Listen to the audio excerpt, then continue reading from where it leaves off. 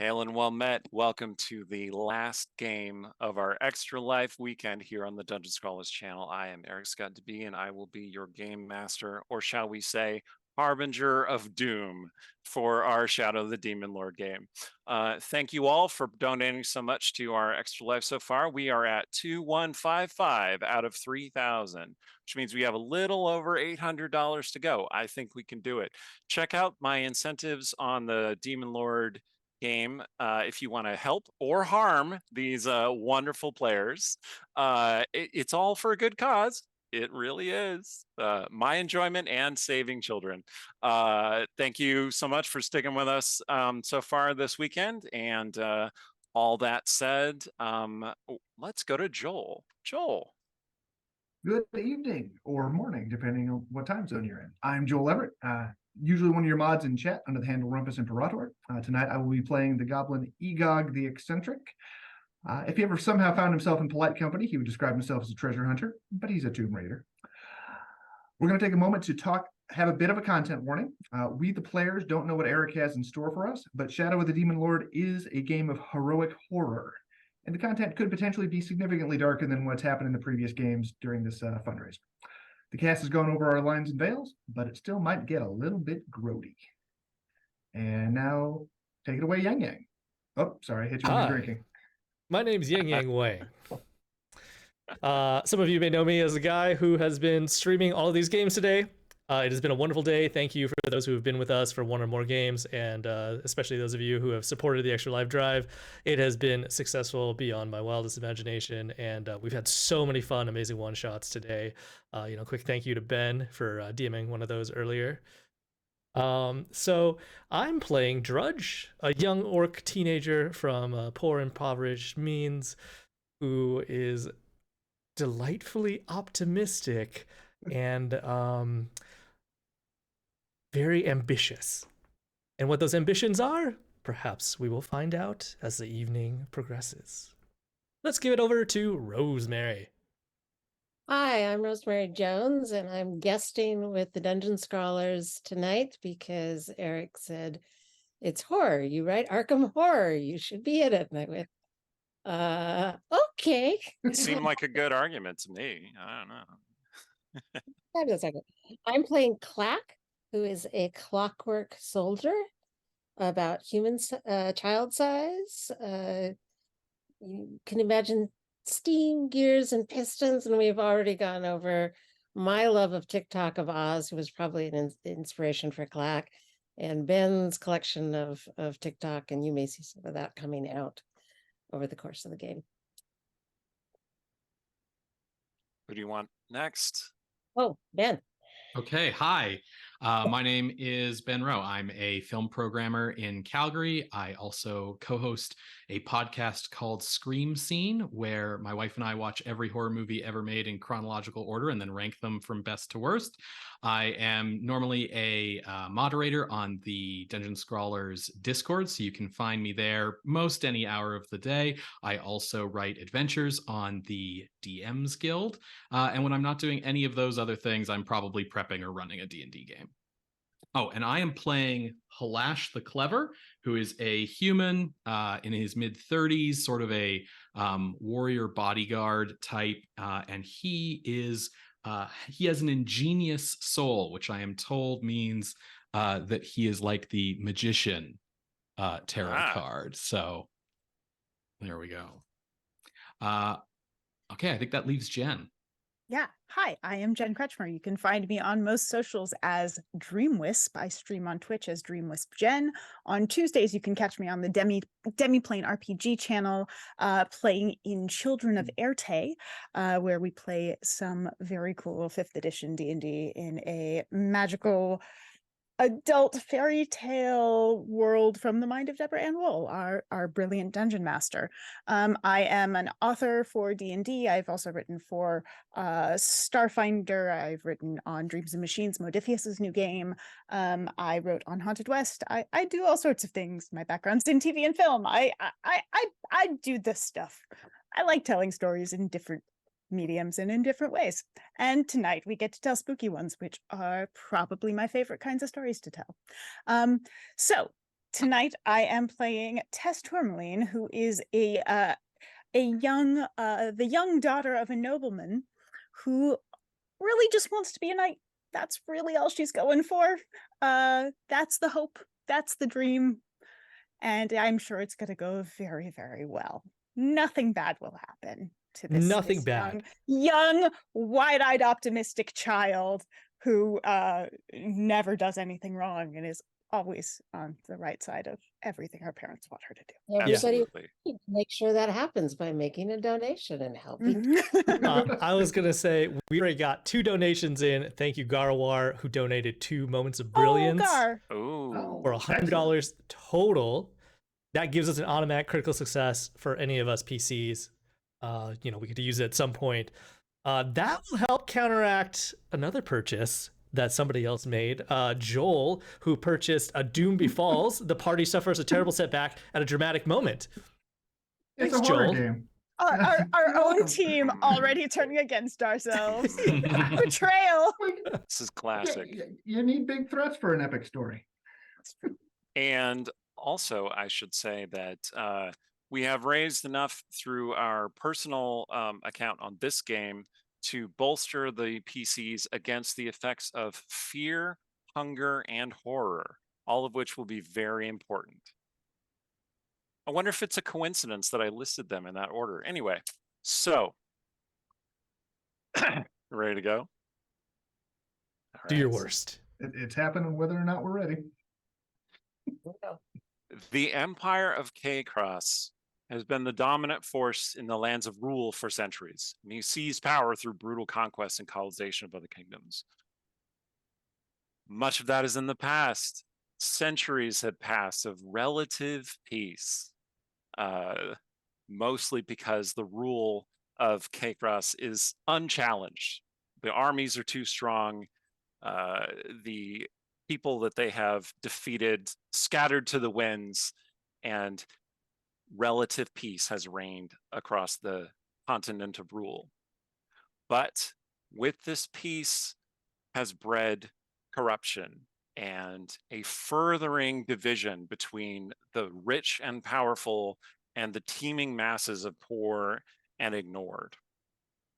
You are mostly among the latter, with one very, very bright-eyed exception. And you are in this empire.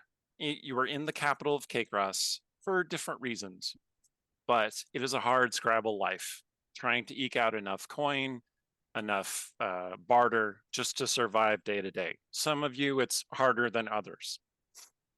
Why don't we go around and have each of you give me some sort of sense of why your character might be here in the capital? Like I said, it is the center of power of the empire.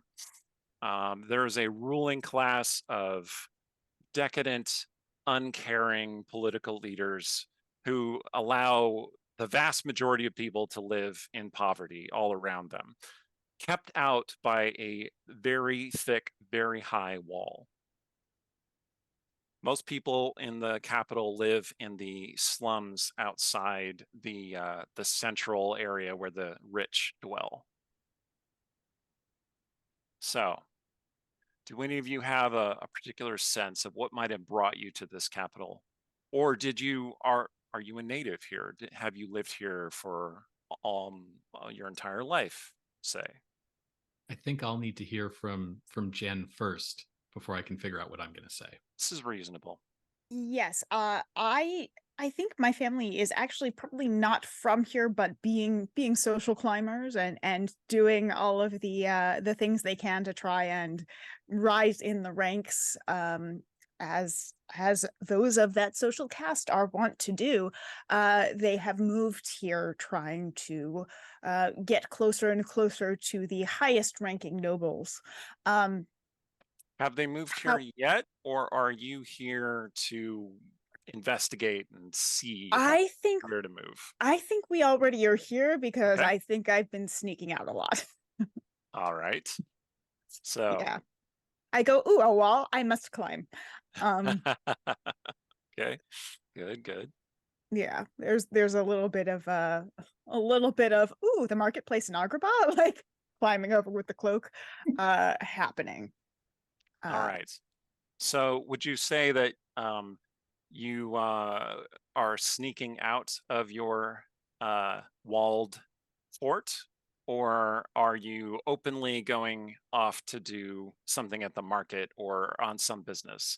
This is going to No, affect whether you're I by yourself or with the others. so I think the way this goes is I think my parents don't know that I sneak out, but those who know me well do, and therefore are likely to. So I think what you're saying is Halash knows you well enough Yeah. and follows you out despite your best efforts to elude him. I think Halash knows there's no stopping me. And so it's either go and keep, make sure that I don't get myself into too much trouble that I There's sort can't of get out of. a weary shaking of the head and just, oh no, not this again. And, Mhm. you know, grabbing Clack and, right, she's off again. Gotta make sure she comes back in one piece. All right. So a cloaked figure steals out of this fortress and is headed out onto the street. And there's Halash waiting with Clack. And so you were all three together. The precocious Tess Tourmaline, who is constantly pushing the boundaries of what she can get away with. All right. Shouldn't be boundaries at all. It's ridiculous. Exactly. Nothing Yes. bad will ever Why happen. are there rules? I mean, honestly. All right. So you have ventured outside your fortress home, eluded the guards who either did not notice you or knew that there was no stopping you, because they would just get in trouble if they tried to stop you. And you see a large crowd of folk gathered in the nearest plaza. You are on the edge of the kind of respectable district of the city. You're not inside the noble wall. You're in the middle class ring of the city, which is shrinking increasingly as the years pass. Houses are falling into disrepair and being abandoned as people either, if they're very lucky, get inside the noble ring or vanish to parts unknown and are never heard from again. Your household has been fairly fortunate in this regard, and partly because you have so many guards who keep the riffraff at bay. You do see a large gathering of people in the plaza outside your townhouse, a few blocks away, not like on your doorstep. So I'm going to switch over to our other two here. Drudge and Egog, you are both part of this crowd. There's something going on. What exactly do you think your character would be doing in the city? Are you here resting between adventures, Egog? Are you looking for opportunities for work, Drudge? What's going on? So Egog has actually, during raiding some graves outside the city, has located a number of artifacts that bear some noble seals on them. So he is hoping that they will be of interest to these people's descendants. So he has come into the city to try to sell them. Huh. So Drudge, I think, has been brought into the city as like a young conscripted soldier. He's joined like one of the noble houses, and despite him being like a young orc, he actually has like very pleasing features, and so maybe like one of the wealthier households that cares about having like physically attractive guards, or perhaps like individuals that are unique so that they can show them off to like other nobles or their friends, would have hired Drudge and like keep them in the household, maybe as like a house guard, or one of the lowlier positions. and so I think he's been sent out on an errand right now for the household. Okay. Okay. Okay. Yang Yang, I am going to need you to roll the first skill check of the evening. This Bring is it just going to on. be a d20 check. Your target number is going to be 10. And this is going to be just a flat roll. It doesn't have any attribute associated with it. Okay. Ooh, 3. Okay. I mean, So, automatic critical success. Thank you, Garwar.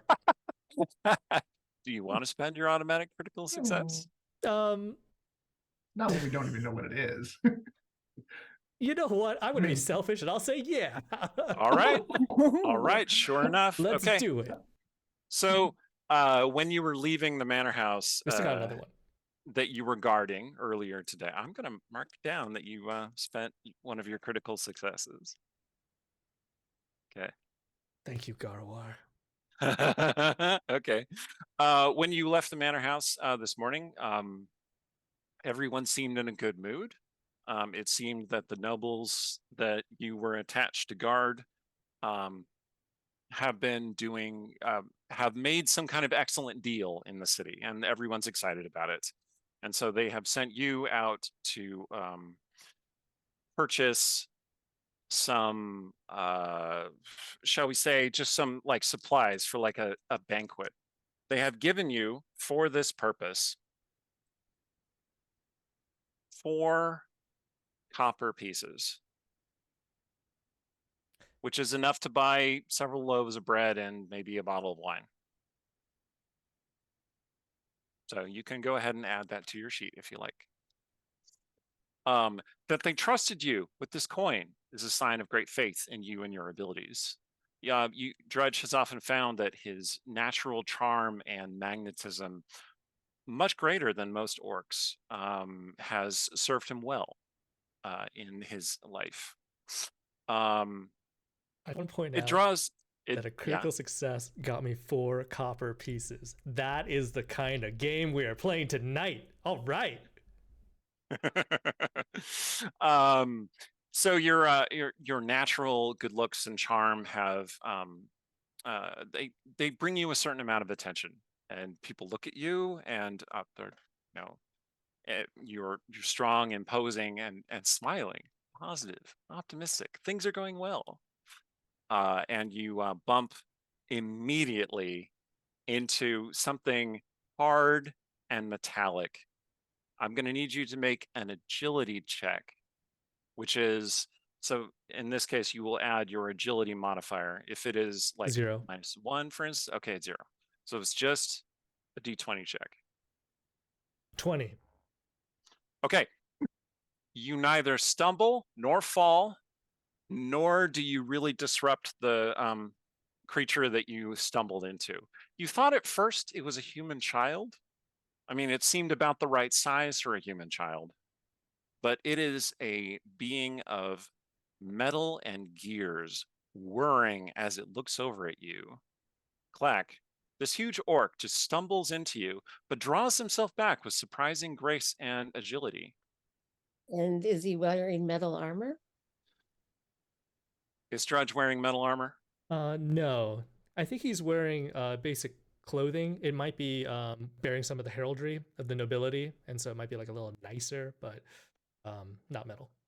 I think your clothes are a little threadbare, but you have like a tabard that Yeah. is who you're working with right now. Well, that's good. Considering- So yes, Drudge has stumbled upon the group of Clack and Tess and Hallish. you just hear a couple of tick, tick, ticks from the small person who is emitting puffs of steam out of the top of their head. And it goes, be careful. Oh, pardon me. I'm still getting used to the city. I'm new here. I haven't, pardon me for inquiring, but I haven't seen many people like you before. Are you a I may machine? The Clockwork considers your question. You hear a lot of worrying. That is a good question. I am still thinking about the answer. But I am the only one. Truly, That. Go ahead. you're the only one of your Of- kind. Affirmative.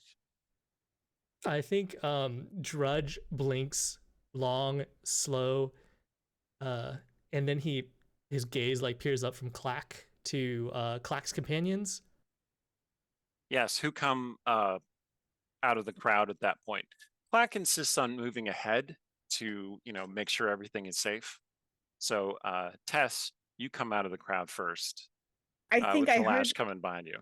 I think I heard Clack say be careful, and I've sort of tightened my hood up a little bit, Mhm. but also am looking around and being careful. But also I really want to see what's happening up ahead, and I'm kind of peering over the puffs of steam, just trying to see Well, what the crowd is gathered for. There's this big, extremely well built and very comely orc gentleman standing there in the middle of the crowd. He is around 7.5 feet tall, so and about half as wide, maybe 3/4 as wide. So he's blocking the view quite a bit. Yeah. He's also much taller than Clack. And I can't kind of push my way around the side at Yeah, all. you can totally ignore him and just look around the side. I'm just trying to see what's going on. Is the tall orc gentleman facing toward us, facing toward the hubbub? Well, he and Clack are standing next to each other, perpendicular to you, so you can see him in profile talking to Clack. Okay. I think maybe what you hear if you stick around a little bit longer is Yeah. like Drudge is like, oh, well, I mean, you're truly wondrous. Perhaps you should come back with me to my household, my noble mistress.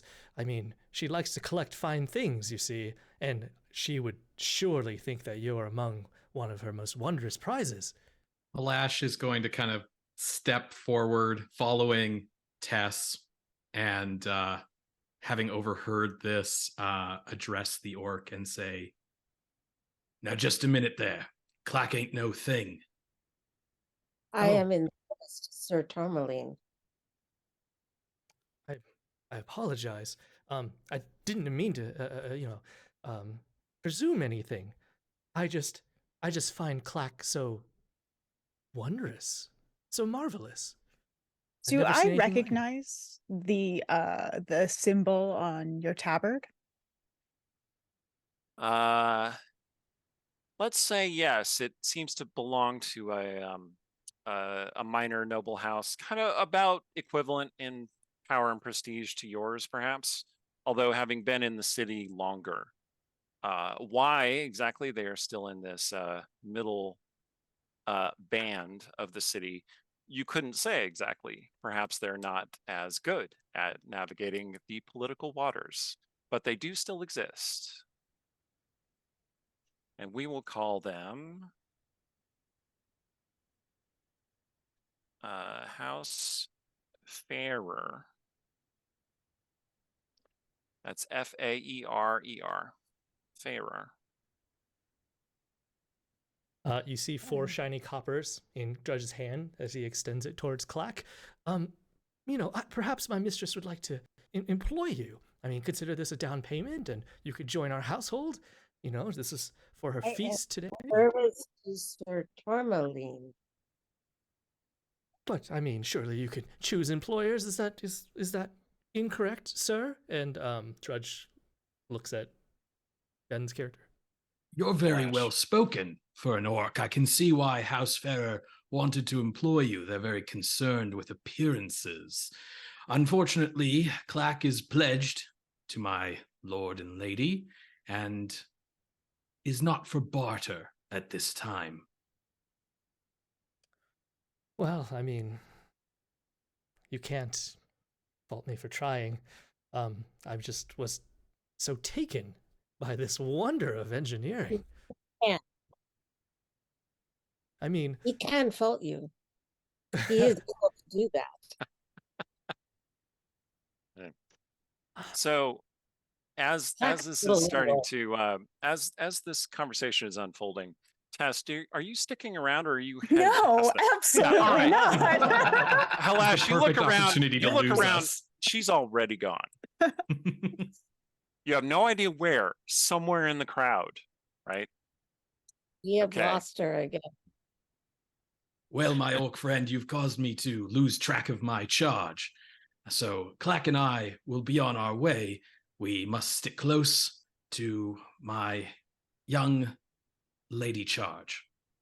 oh, and Drudge looks at the sky, and he seems to do some quick calculations. You get the sense that like he's quite smart or educated, more so than other young orcs that you know. And then he turns back to you and he's like, "Oh well, I'm so sorry. I mean, if I'm at fault here, please allow me to make a second impression and perhaps help you find the young lady that you're looking for. What does she look like?" So at that point, we're gonna cut to Egog. You have been you found yourself in the crowd. You were selling things or trying to interest people in. I was trying to identify the houses that these items belong to, trying to match up crests. So if anything, maybe I have something from Ferrer or Tourmaline, but Why maybe don't not. why don't you make me a just a flat D20 roll, please? That is a 7. Okay. Yeah, these crests don't seem to match up with anything that you're seeing here in the city. Like But maybe they're too old, or maybe this is the wrong city. Anyway, at some point you see this this red-haired young woman just kind of like hurry past you, like keeping her cloak low. is she moving toward the hubbub? Yeah, I, yeah. you see, I am short enough. Egog is short even for a goblin, and he actually has a tail. So, and in order to balance that out, he actually has to lean forward. So he that makes him look even shorter. So he could probably easily walk between humans' legs almost. So he should have no problem getting to the front of the crowd and seeing what's happening. Okay. Okay. Yeah, as you're heading up there, you hear a loud boom, boom, boom, just 3 pounds on a massive drum, and then you see an armored figure wearing spiked plates of steel appears in the crowd, having emerged from behind the wall that would wall off the noble quarter. Very tall, imposing, armored figure, fully clad in steel, with a helm that has spikes protruding out of it. And they, shall we say, head into the crowd toward a massive splintery board, like a long 4x4x4 board that has notices and pieces of ears nailed to it. And he takes a scroll, pushes it up against the board, and pounds a nail in. And then he looks around and makes a sniffing sound, and then stalks back whence he came, allowing the scroll to unfurl slightly so that you can now see what it says. This appears to be what the crowd was waiting for. They were waiting for a notice that was going to arrive, and they crowd around to see it. Tess and Egog, since you have been coming close to the front of the crowd, you are able to see the notice. All right. It says, "Wanted, the butcher of the slums, delivered dead or alive, 200 gold coins," which that's an unfathomable amount of money to like poor and impoverished people. Even to Tess, you're like, wow, that is a lot of money. Like, I could buy another room in my house for that much money, right? And there is a description of like there's this kind of like poorly made out silhouette of like a hooded figure with these black goggles, and then a series of locations like cross streets, and that's all it says.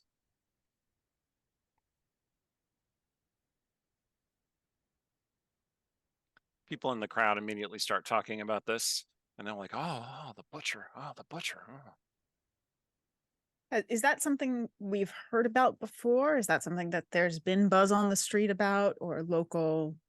So I'm going to say that since we described Tess as being fairly in sync with the word on the street, as it were, you spend a lot of time out of your townhouse, you would know what this refers to. The butcher is some kind of murderous creature that is haunting the streets of the capital, of the slums specifically, leaving bodies in what has been described to you as horrendous disrepair. That was the least horrible description anyone has ever given you of what these bodies look like. Okay.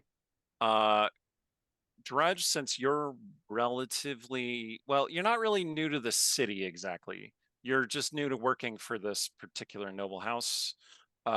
When people start talking about the butcher, kind of like the word gets back, you know what they're talking about. They're talking about this serial killer, essentially. But you're not getting any specifics because you didn't see the notice. Egog, you don't know what they're talking about. That particular creature, though. Let's see. Yeah, go ahead and make a D20 check, and you can add 1 boon because of your profession as an occult studier. That is a 14. Okay, so you think that creature is some kind, it's not a human creature. It's some kind of demonic being that hunts the streets. You think you've seen an image like that in a book somewhere. Wait, Eric, when you say the creature, are you referring to the thing that hammered the notice or the picture No, of I'm the referring butcher? to the picture of the Okay, thing on got it. the notice. I was going to be very concerned if the city was hiring demonic creatures to put up notices. Well, I mean, that is possible. What little you know. Yeah. How much do you know about my And- family? Sonic and others, good hammering Yeah, person. give them jobs, keep them out. Tess is the nicest, most human member of her family. When I say they're monsters. So once this word of this butcher Yeah, the crowd kind of starts to reaches back disperse. Yeah. into the crowd, I'm going to look down at Clack and I'm going to say, I sense a bad idea coming on. Come, let's find Miss Tess and start trying to make our way forward. Yeah. Drudge right, is so tagged along with you. He insists on helping you look. Thank you so much. Clack just moves forward, so it's like a little steam train trundling through the crowd, and hopefully they don't step on. The crowd is mostly dispersed at this point, so that's pretty easy. You hear some people talking about forming little parties to go and look for this killer, and speculating about who might be interested. Like, I heard old Nan's son is in town and maybe he'd be interested, that kind of thing. All right, you find Tess up at the front. And Tess turns to you and goes, okay, we're going. This is a bad idea.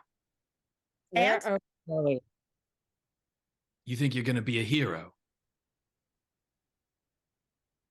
Yeah.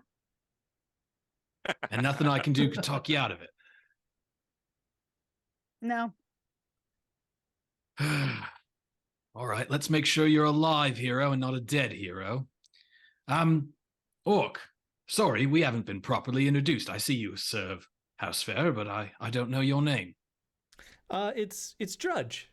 That wasn't exactly the name I was born with, but you see, I don't actually know my real name, and it's the moniker that I was given, and it's just stuck around. Well, you seem like an upright sort of bloke.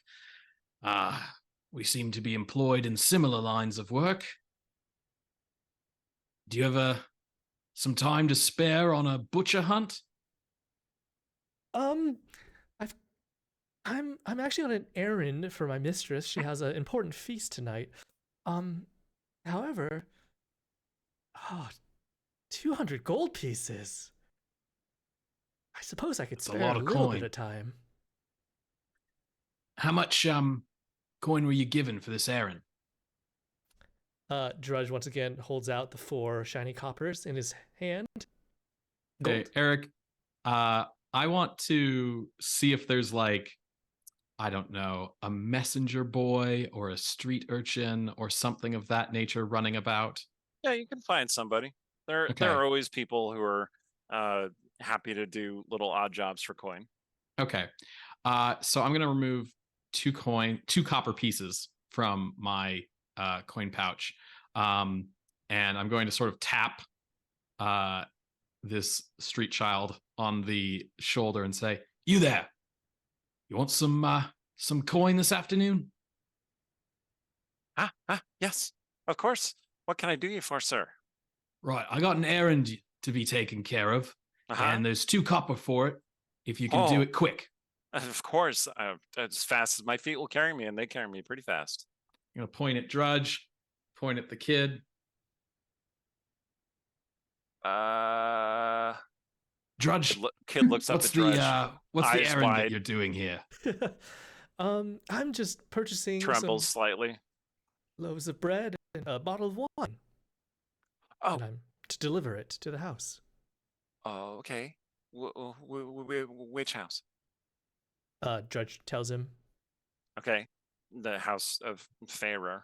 Yeah. Oh, okay. Yes, of course. Yes. Right, Give here's him- you 4 give him a copper coin? for the food, 2 copper for the job. Deliver it to the house right quick. Right away. Right away. And then he runs off. She asks, say Drudge. Okay. Well, well, I suppose I have more Right, free Drudge. time now. Solving all our problems with money. Yeah, Yeah. how else do you solve them? And while this has been Sorry, Joel, you're breaking up going there a little bit. on, Yeah, check your internet. Oh, EGOG has been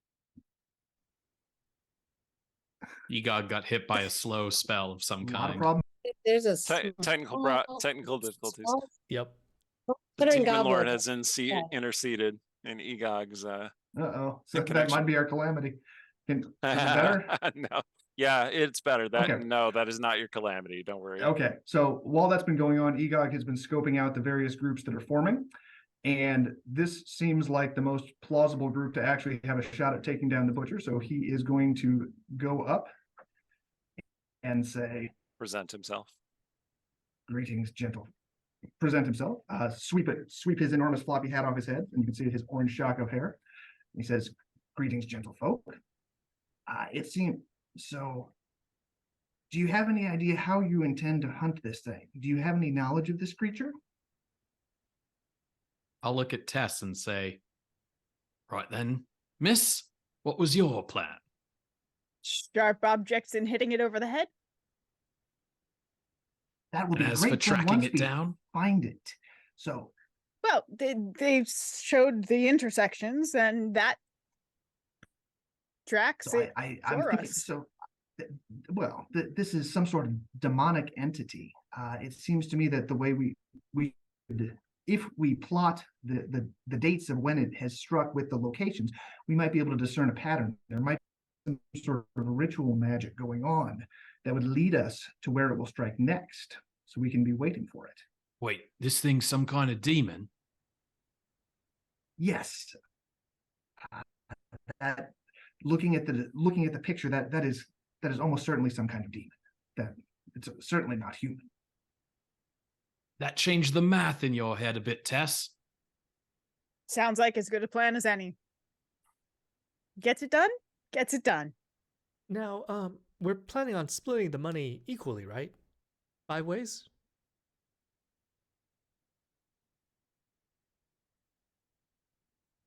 Is there a there's a problem with? Pounding silence to that. I'm looking at Tess because I'm in it for the fun. Oh, so 4 ways then. Great. I don't usually take money, but I 3 can do ways. calculations. And Clack walks up to the map and looks at it. Is there a mathematical pattern, and can Clack discern it? Say an intellect roll. Make an intellect roll, yes. So, one thing about Shadow the Demon Lord is that every character has professions, things that they have done in the past, or maybe are currently doing now. And when one of your professions is relevant to a skill check that you're making, such as Egog's profession as an occult scholar was relevant to recognizing that creature, you would get a boon on your roll. So does Clack have a profession that He is an experienced soldier who has been. They have been in service to Sir Tourmaline for 9 years. okay, so they're looking at it in the context of like if Pattern. there's something military about it, about this pattern. Mhm. It's the Yeah. same thing the test would be able to pick up. Grudge too. So what was the result of your roll? And I will give you the 1 boon on it, yes. 23. If you told me, I think you broke up. Oh, that was 23. my connection being unstable. Oh my. Okay. 23 you said. Yeah. Okay. Wow. Yeah, 23 is very much a success. You recognize that there's not exactly a militaristic sort of pattern to this. You think that instead, what you're looking at is quite random. This is not logical. This is something that appears and disappears when it feels like it. That will make it hard to find. let's head to one of the locations, see if we can ask around the people there, find out more about the murder. Maybe there's a pattern to the victims, if not the location. That's what I was just thinking. Drudge, Where's- you and I are going to be great friends, I think.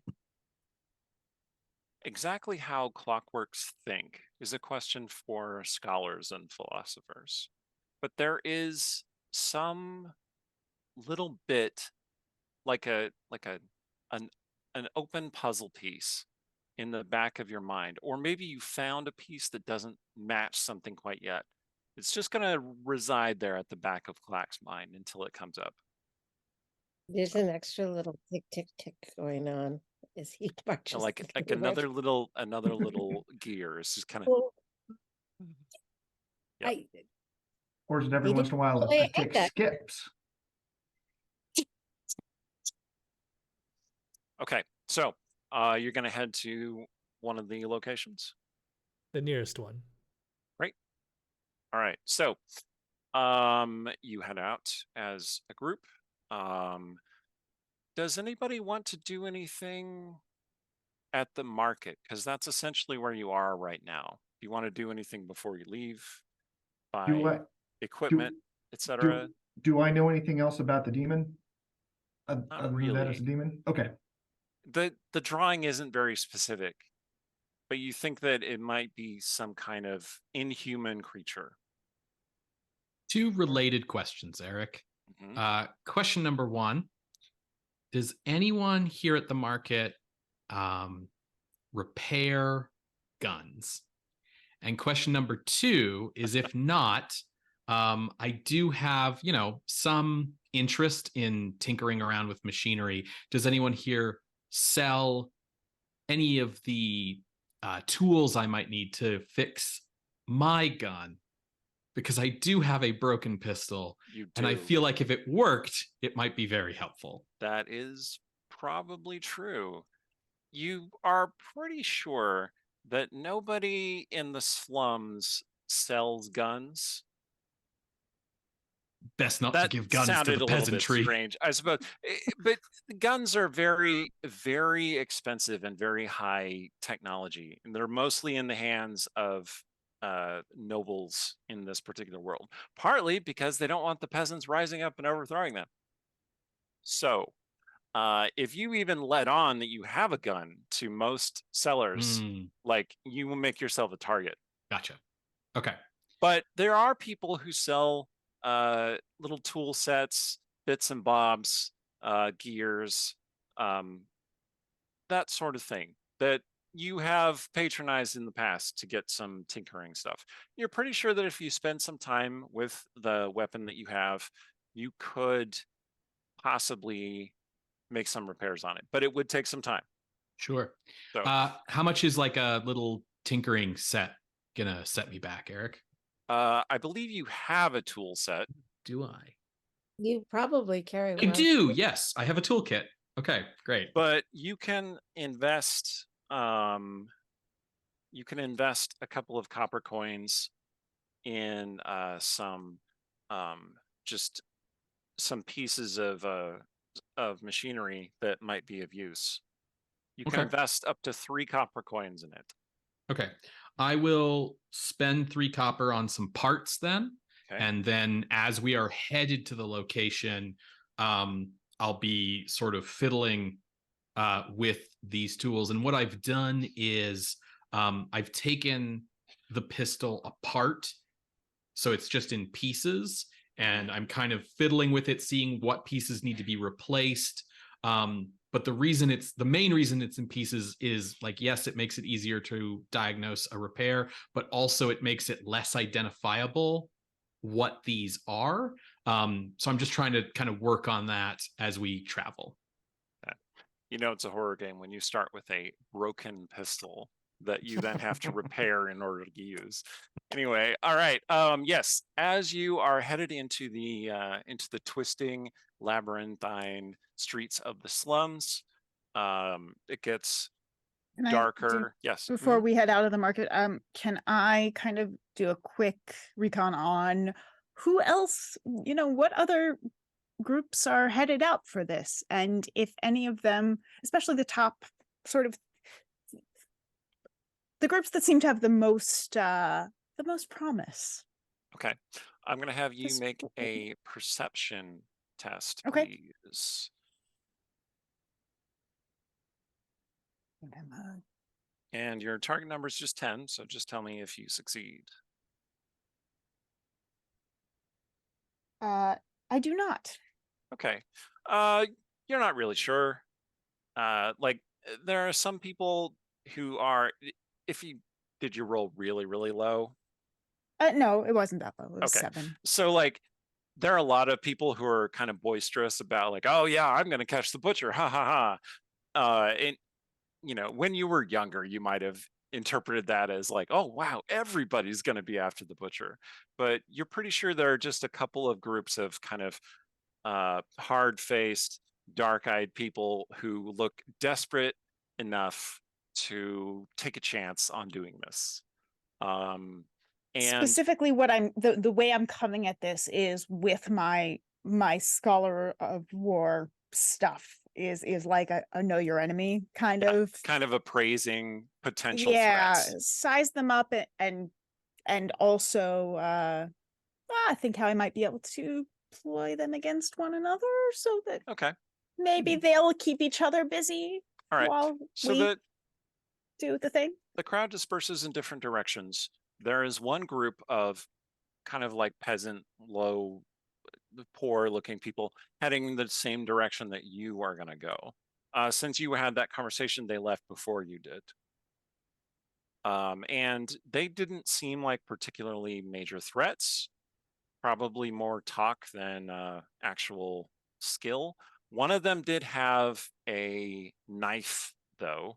You could tell that he had a sheathed knife at his belt, and another one had a mace, kind of scarred, and a couple of the spikes had broken off of this mace, but it looked like a pretty good sizable mace. Okay. Okay, so as you're headed off to the first nearest murder site, sure enough, you get there. The streets cross at an alley, and this alley smells like blood and filth just coming close to it.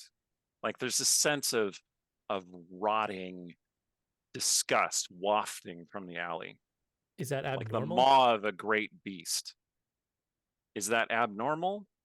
for I this mean, part of the it city? is worse than you might otherwise expect. Like as you're walking through the streets, you're hearing people cough, you're hearing people shout and argue. You see a lot of the people look not terribly healthy, some ill. There are a number of people who have missing limbs that have been replaced with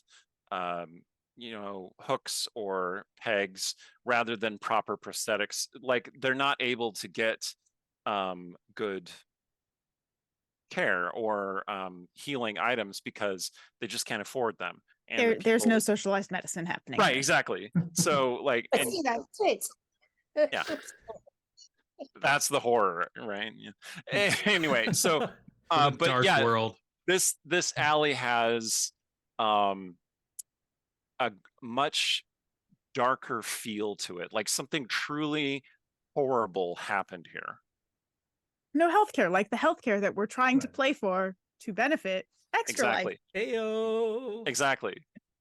So- Please We're donate to Extra Life. $25 away from We are Eric's literally goal. $25 away from our individual goal. So if you would like to acquire a boon for this wonderful party who probably doesn't deserve what I'm about to do to them, you can do that right now at the Twitch link that's somewhere in the chat. Do we have If a you don't thing want your for it? streets to Probably. smell People- like the maw of a great beast, donate now.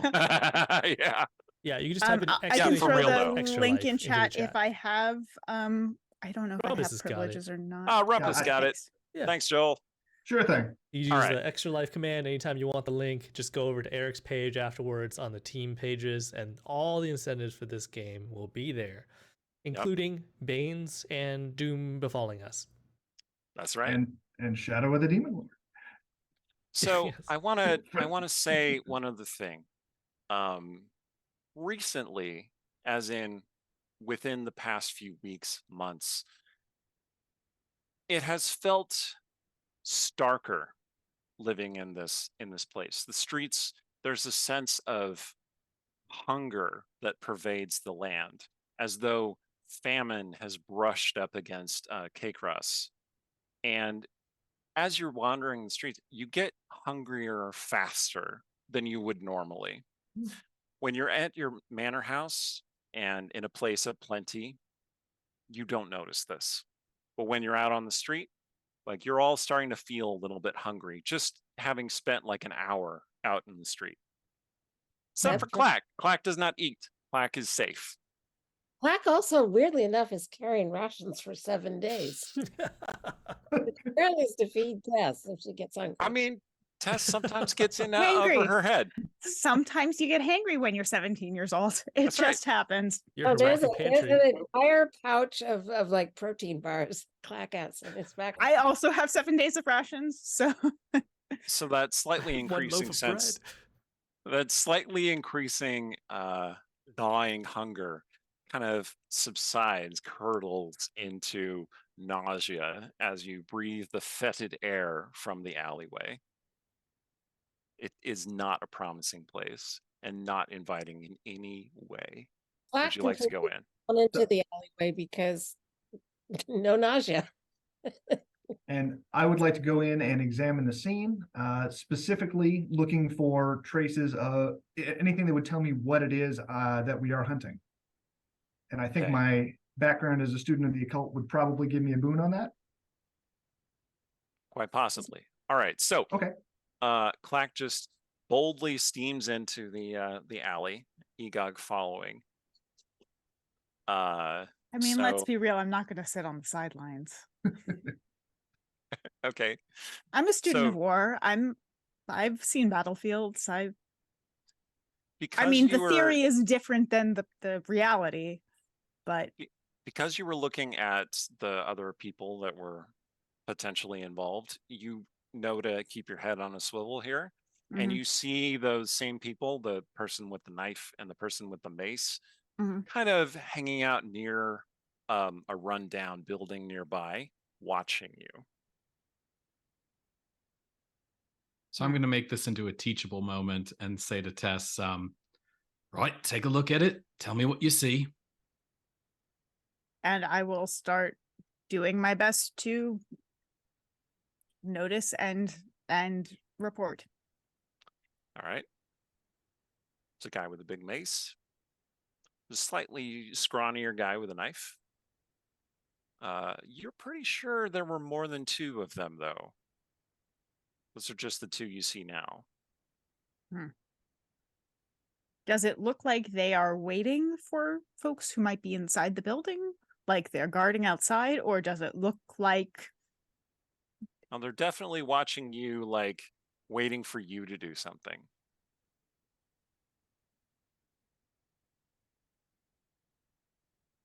How do you interact with them? Do you ignore them? Do you, like, give them the 1,000-yard stare? yeah, I mean this is Tess is not one to shy away from stuff. She Okay. is all about All about confrontation. all about confrontation. Yeah, she really Excellent. is. The guy with the Victory and mace, confrontation. he leans the mace off of his shoulder and kind of taps it against his boot, and then he starts walking over toward you. He says, yeah, Yeah. what you looking at? What are you looking at? Weirdest thing I seen all day. That makes two of us. The knife guy's like, she got you there. And he's like, shut up. While Tess is endangering herself, can I put my head on a swivel and see if there's anyone who's maybe coming in to flank us from another angle? Make a perception test, please. Okay.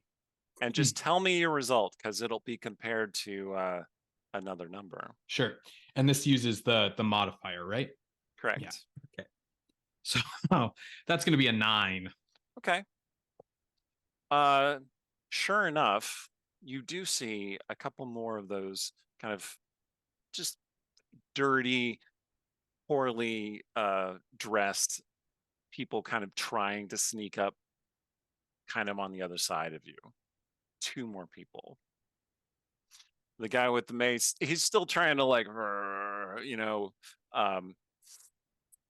he's doing the monkey dance with Tess there, right? So I'm He's going to take a chance that I know that Clack is an experienced soldier. I'm taking a chance that Drudge is as well. So I'm just going to try my best to kind of hand sign to them, the people who are coming up behind us, to say eyes on these guys, get ready. Okay. Are you making that very obvious, or are you trying to be a little I'm subtle about it? I'm trying to be a little subtle about it, but I'm also what my hope is that Drudge and Clack are trained and these people don't know what I'm doing. That's kind of my main hope here. Drudge, what is your perception number? You don't have to make a check. Just tell me 11. what the static number is. 11? Okay. Yeah, you could see that he's making those signs. Okay. In the alleyway. Yeah, I was gonna say Clack's actually moved into the alleyway. Clack. you're finding your footing is a little bit uneven. The stones are cracked and crumbly back here. There's a great deal of kind of sludge and slipperiness. You can see that the walls were coated with blood, which nobody has bothered to wash off. And it is dried in a number of spraying patterns. There might be some kind of strange pattern intentionally drawn in the blood. It's hard for you to tell. It wouldn't be my thing, but it might be Egon's. What you do not see is you do not see a body. You see a large blood stain where a body may have been, but you don't see a body now. Do I see any signs of drag marks or footprints? Yes, you do indeed see signs of drag marks. The blood trail drags somewhat toward the street, and then there's another big bloody puddle,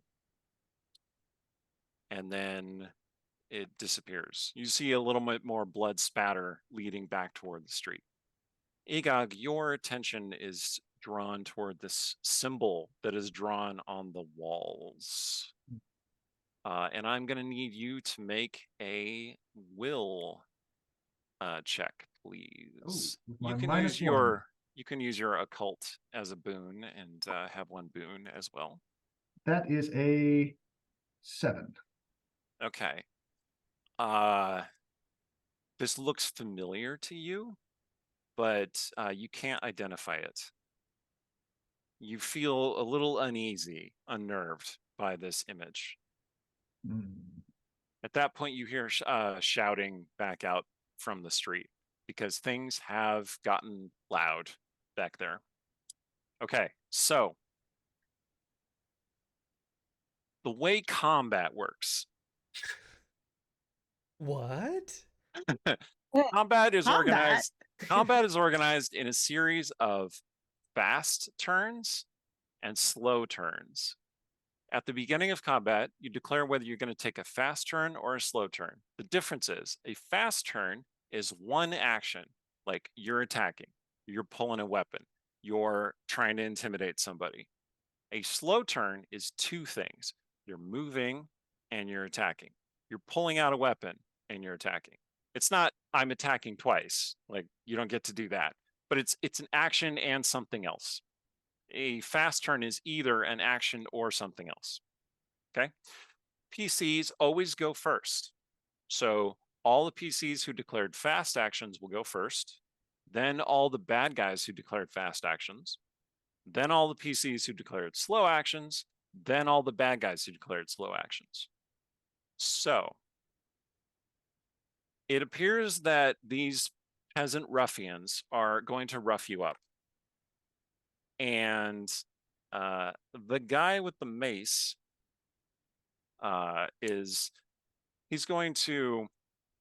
he's drawing it back as though maybe to try and intimidate you, or maybe take a swing at you. But here's your opportunity to act before they do, if that's what you want to do. So I don't know if this would be a fast action or a slow action, but if I wanted to grab his wrist, take that arm and pull it behind his back. You wish to try and grapple him. Okay. That would be a fast action. Yes. Then that is what I would like to do. But specifically, I have a certain set of skills. Okay. I know the right pressure points to make that hurt. Okay. So I'm just gonna put that into.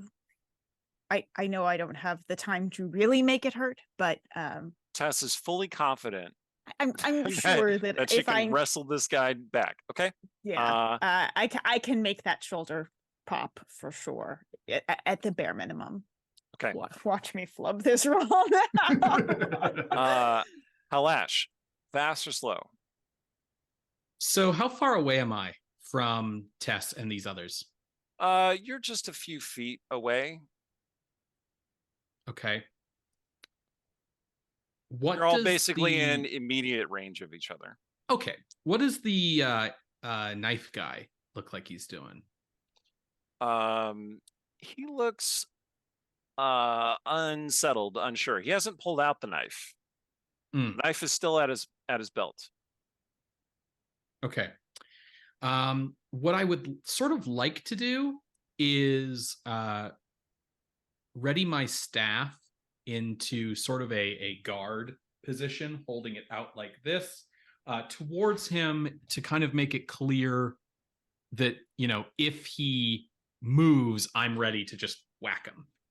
So you are going to attempt to intimidate him, basically? Yeah, I think so. Okay. I'm gonna call that you can do that with a fast action. Yeah, that makes sense. Drudge. Now, are there enemies within my range that can attack either of them and move past? So basically what I'm asking is like, if I take a slow action, will there be enemies that will try to use their fast turn to move past me? Like there's the two in the back. Are they going to try to pass me to get at Lash or Tess? You don't think so, because you take up a lot of space. So they would probably try and just attack you if they were going to attack you. So they've definitely clocked me. Yeah. Okay. I think what Drudge is going to do is and they're right on top of me. Okay. If they wanted to attack you this round, that would be a slow action to get to you and then attack you. Though the two that are sneaking up behind are a little ways away. They're within one movement. I think could I do like a triggered action? So like Drudge is basically going to like, you know, put his hands up and then kind of walk out, like just kind of turn to them, like let them know that he's noticed them, and he wants to sort of like gesture loosely at his tabard as he talks to them, and he's like, gentlemen, I don't like the look in your eye. We don't have to do anything untoward here. There's plenty of gold for us to split. And then like whenever they come close, he's just going to try to club one of them. Okay. Sure, that's fine. All right. Okay. So Jen, you can go first. So you're going to try and grapple the guy. It's a grab, yeah. Hmm. So go ahead So it's and my strength against their agility. Is that right? it's going to be against their yeah. Mm-hmm. Go ahead. So okay, so that's it's 19. 19. Wow. Okay. Yeah, you all right. So he starts to raise the mace and you grab his wrist and just yank it behind him. Is it your intention to do damage to him? No, I think the next thing I would do is try and disarm him. But I Okay. didn't declare that as a slow action, so I can't do Okay. both. It definitely startles him and it impairs the mace arm. So I don't. He's not able to attack with that. Yeah, the goal is to basically immobilize him and keep him from getting a swing in on us. And there's a bit of intimidation that comes along with that. Like, are you sure you're making the right choice there, buddy? Mm-hmm, mm-hmm. Okay. Like really, are you sure this is the choice you want to be making? Okay. Halash. You're really gonna beat up on a kid? I mean, honestly, you might want to think twice on a poor, defenseless little girl.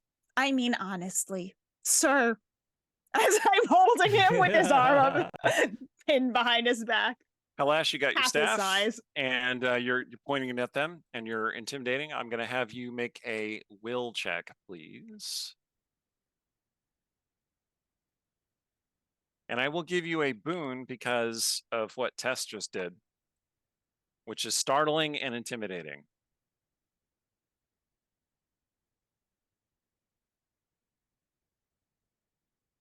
Ben?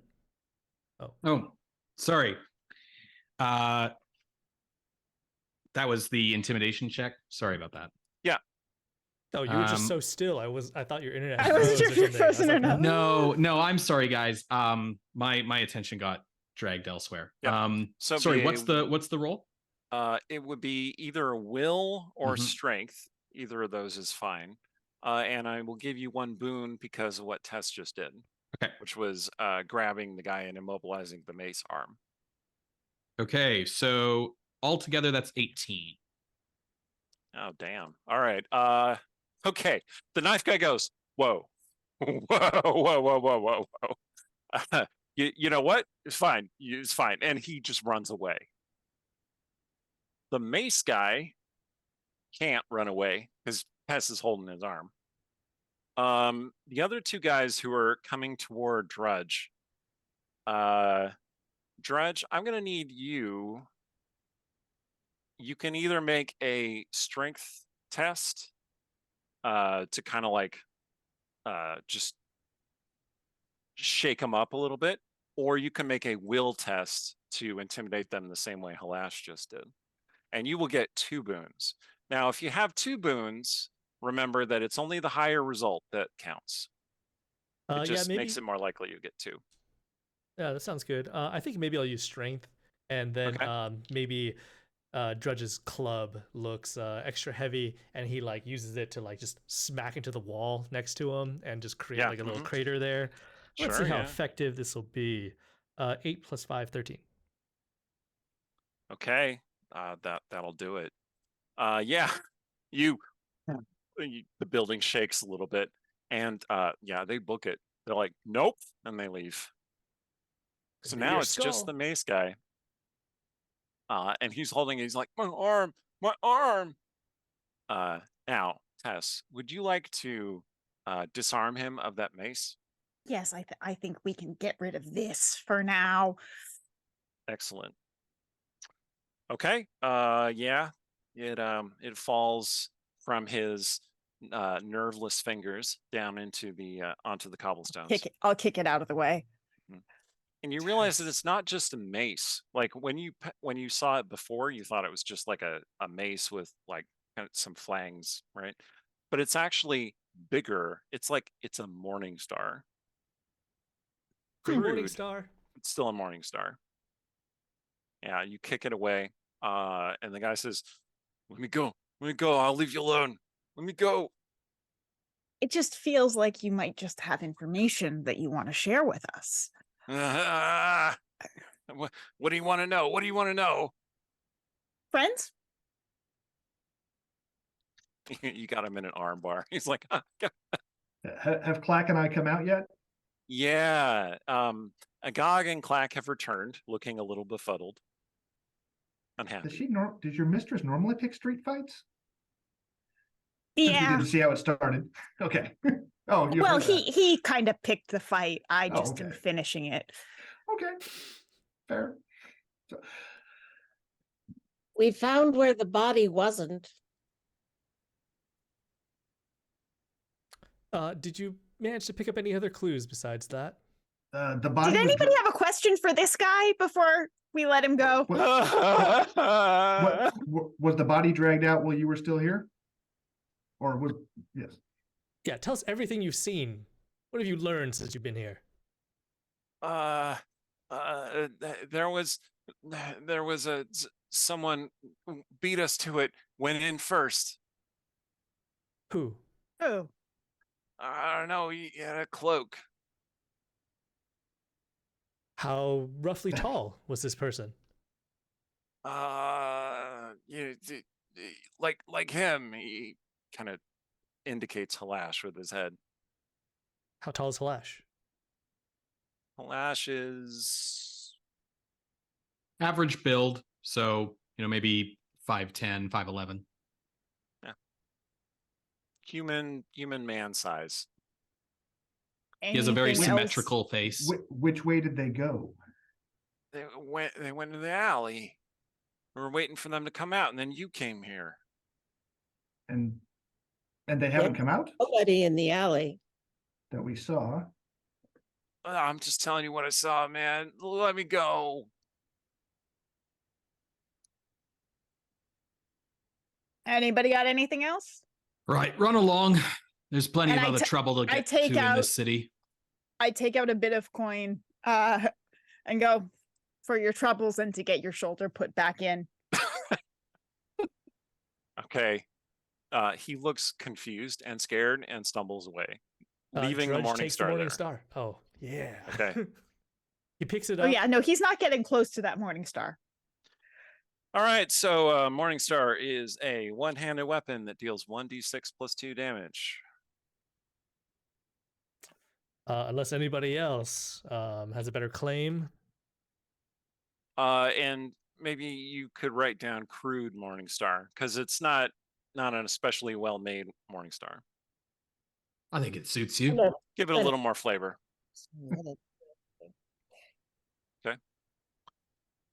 Yeah, he gives it a few test swings. You hear it cutting through the air, and then he like nods, satisfaction. Suits your hand pretty well. I'm gonna sort of put my hand on like Tess's shoulder and say, "That was good conduct back there." Thanks. Then Tess runs away again. She's already gone. Well, what more can we learn here? The body went away. Also, the guy was supposed to go into the alley, the same alley you two went into, but Mhm. he never came out. And was it a dead end? DM, was it? I don't think you specified. Yes. It was a dead It end. Okay. dead ended in some kind of blood symbol drawn on the wall Oh, okay. in Did- blood and other less savory things. Would Did Egog have Egog get- recognized what language it was? It wasn't in any language. It was just some kind of vaguely familiar symbol. Okay. Hmm. Perhaps we should all go into the alley. Yeah, Sid. There were footprints. Look Oh, for Right. The body was dragged back to the street. But yes, and then disappeared. And I point to the blood stain. So the body was apparently removed, but if the hooded figure went in, either he's still there or there's another way out that we didn't see. So the ground here is filthy. Puddle of mud and muck, trash all over the place.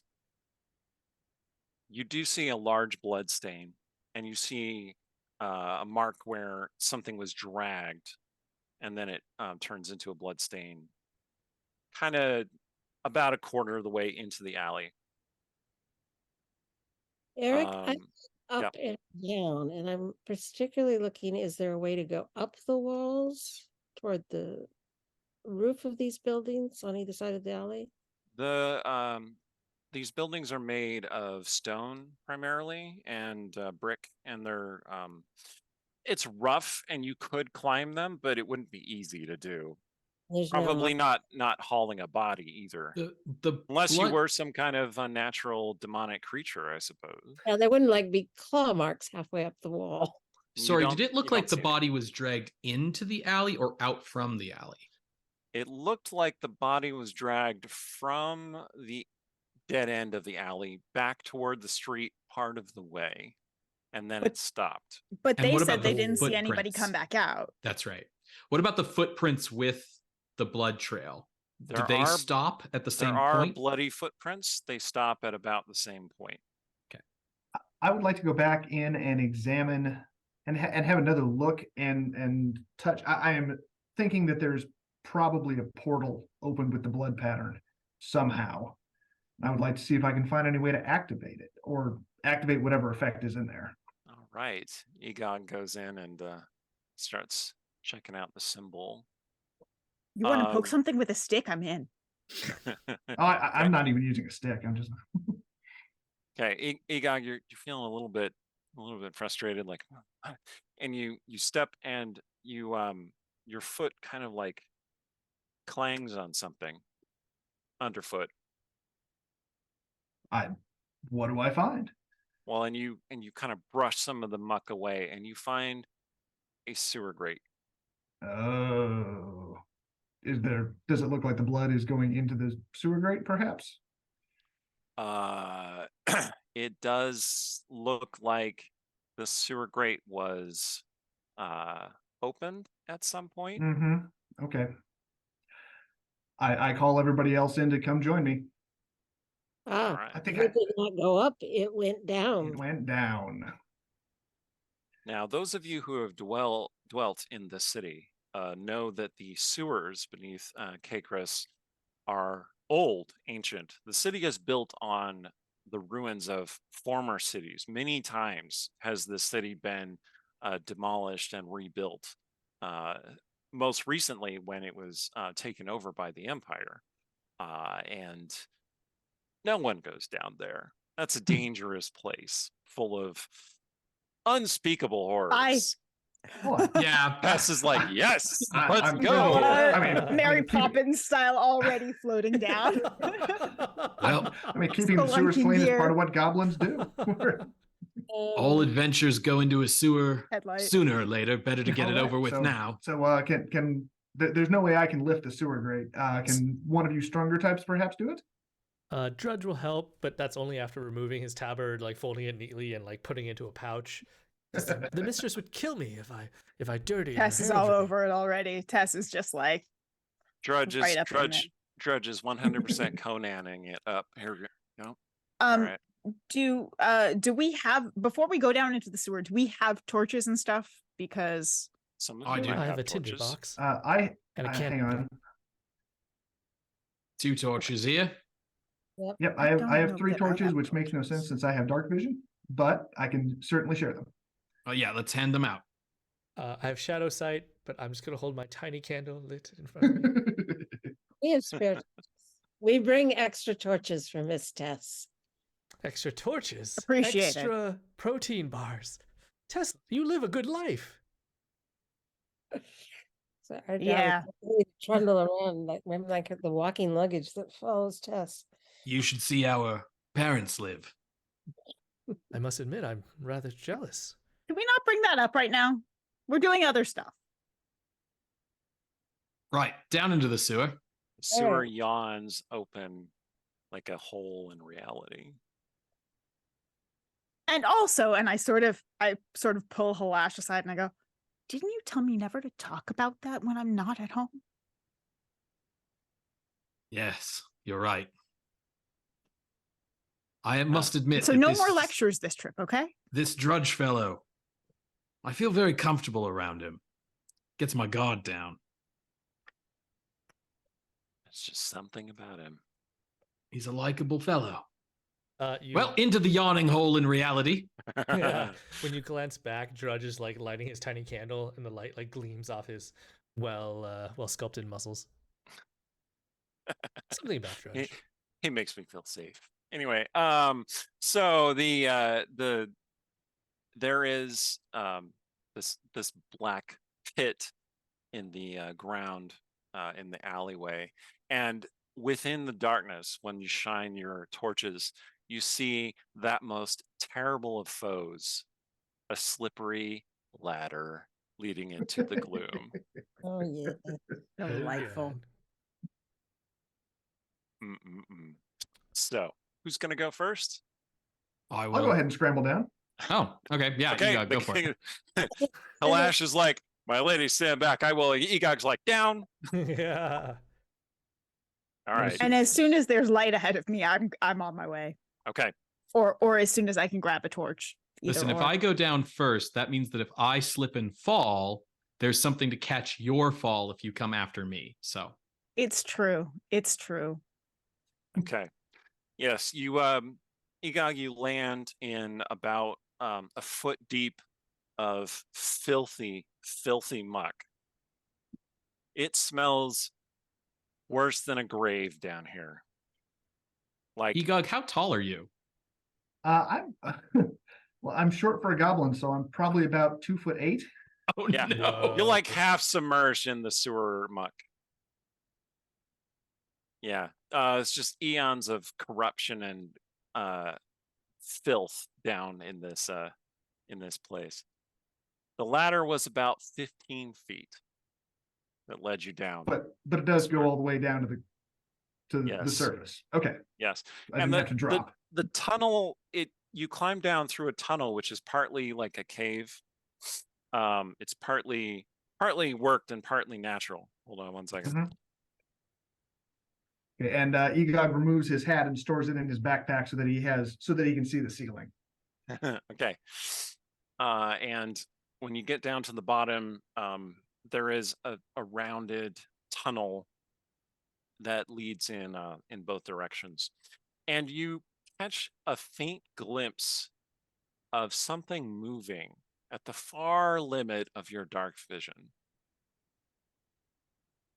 Well, it looks like he didn't need to make a check to climb down that, so in I go.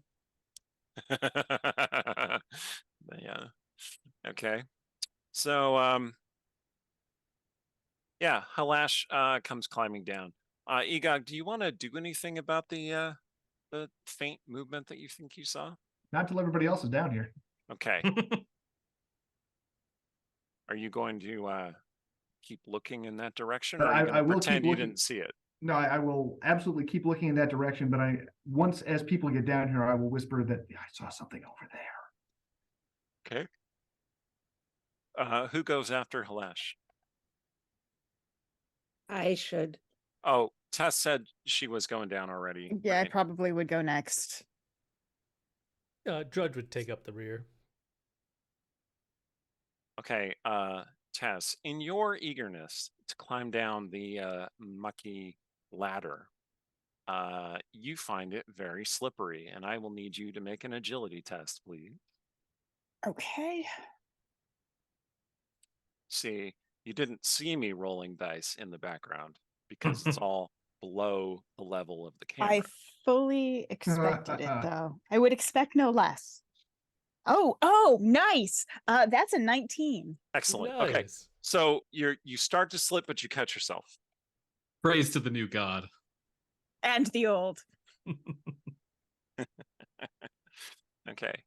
Yeah, and then you can climb down safely. Who wants to? So it's Drudge. Clack and then Drudge. Okay. Clack is going to hold the torch over the hole and look down, make sure Tess is out of the way of the bottom of the ladder, because if Clack falls, it hurts. If Clack falls.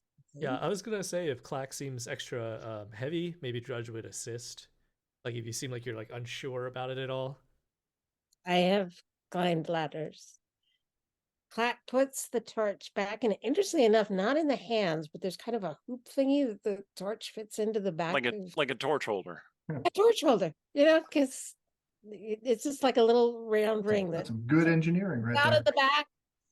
Torch goes in there, so light. Question, Yep. Rosemary. Was this torch holder originally part of Clack's design, or was it a subsequent improvement? I suspect that it is one of many improvements made over the last 9 years following.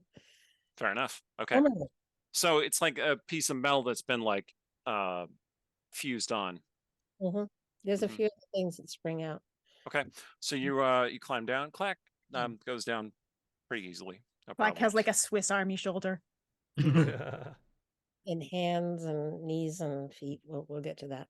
Okay, and then Drudge.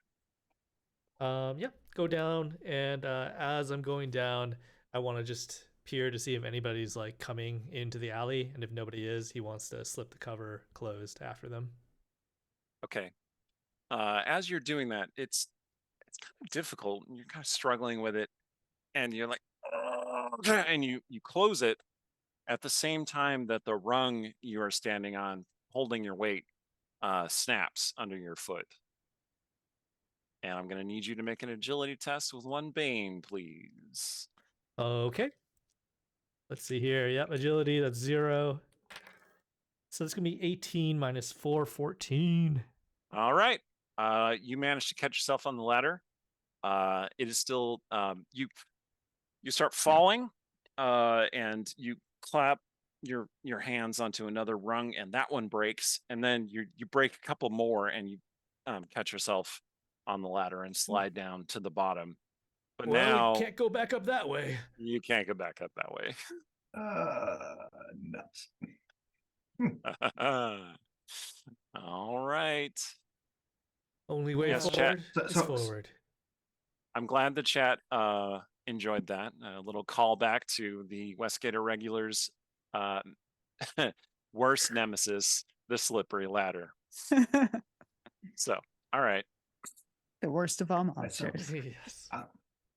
Ladders and doors, they're just the worst. hmm Right, So, Dead Egog, you told them gathers. about the movement that you yes, saw? I saw movement in that direction. Somebody has. You said you have shadow sight, right? To Drudge. Drudge nods. I do. Okay, so maybe you should be watching backwards as we move. Yeah. Or I'll maybe form you the should rear be up guard. front. Okay. Does anybody else have shadow sight? Probably not. Do you? Pointing to Clack. No, Okay. So I see as humans see. all right, then I guess I will But it isn't. I will take point. And I will move out, taking advantage of my goblin ability to move stealthily and move in the direction of the movement I saw. Okay, you wade through the muck. It's hard to keep your balance. And the worst part about trying to keep your balance is that when you occasionally have to reach out and touch the wall is slippery and slick, and your hand comes away filthy. But you do make your way down that way until you come across where you're pretty sure where you saw the movement, and you basically stumble across the body.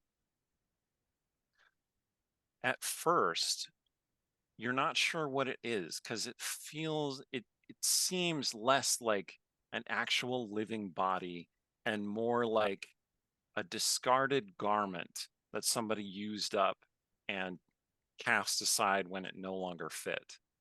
It is like a deflated balloon lying there, unusually flattened as though by a great force. There are no eyes and there are no hands. And there's a big gash in its middle, and its whole bottom half of the body is covered in blood. Okay, so as a student of the occult, does that tell me anything about what it is we're hunting? Go ahead and make a check with I'd say something doesn't want to be seen or touched. one Ooh. bane. One bane. Mhm. That is a 12. Okay. All right. So you have read in you have read in one of your many skin Bibles of the organ harvester, which is a foul entity that preys upon living creatures to draw organs from their bodies. You can confirm that this matches up with what you've read by the seeming hollowed out nature of the corpse's innards. You're not sure Yeah. what the deal with the hands is, though.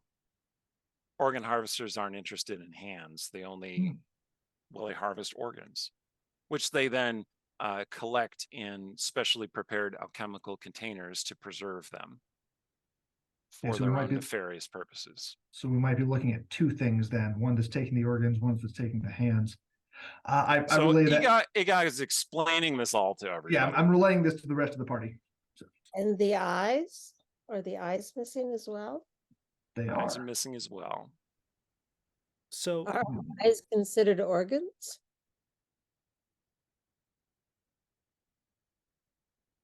They all can be Probably. transplanted. Probably. I've read about them in books. They didn't mention the eyes specifically, but possible. I guess we'll know when we find this thing and see whether it's got eyes in a jar. Other So- than the missing eyes, is the face mutilated in any other way? I mean, the expression is locked in a in horror, but otherwise, mean, not that's fair. Mhm. so we heard of the butcher before, or perhaps like whisperings of the butcher. And does this fit what we've heard?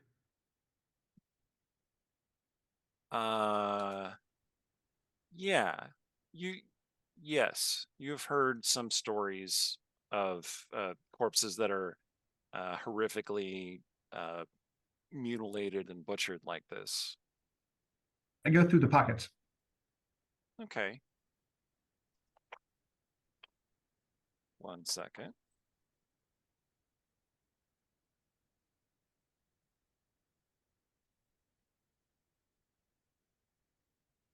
Do the clothes seem particularly anything distinctive about the clothes, or Okay, as you're going through the pockets, and as you reach for one, the body suddenly jerks slightly, like it moves.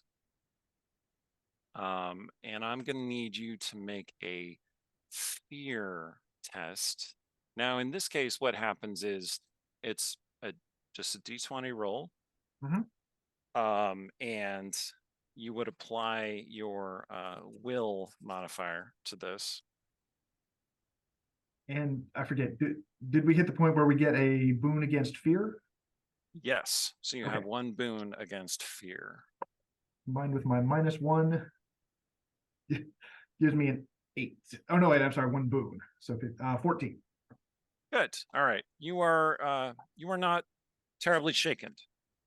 Startled, yes, But but yeah, not absolutely not little terrified. shriek as I pop back. But And sure enough, what you find is that in the body's pocket is a small white mouse, spattered with blood, but a living mouse. It looks just as terrified of you as you were momentarily of it. hmm,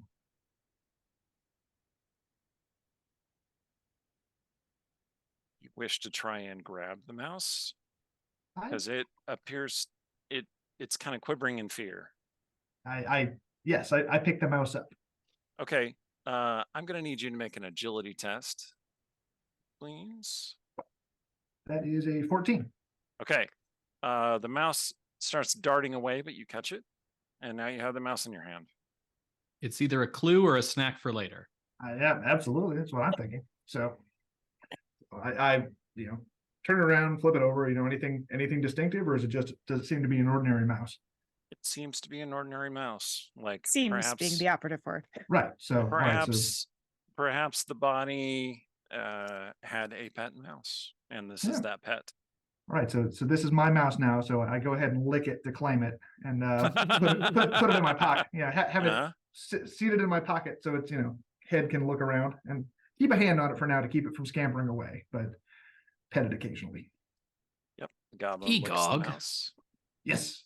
Call me paranoid. Well, okay. Clack. You're paranoid. Clack, continue to call me Halash, please. Egog. Yes.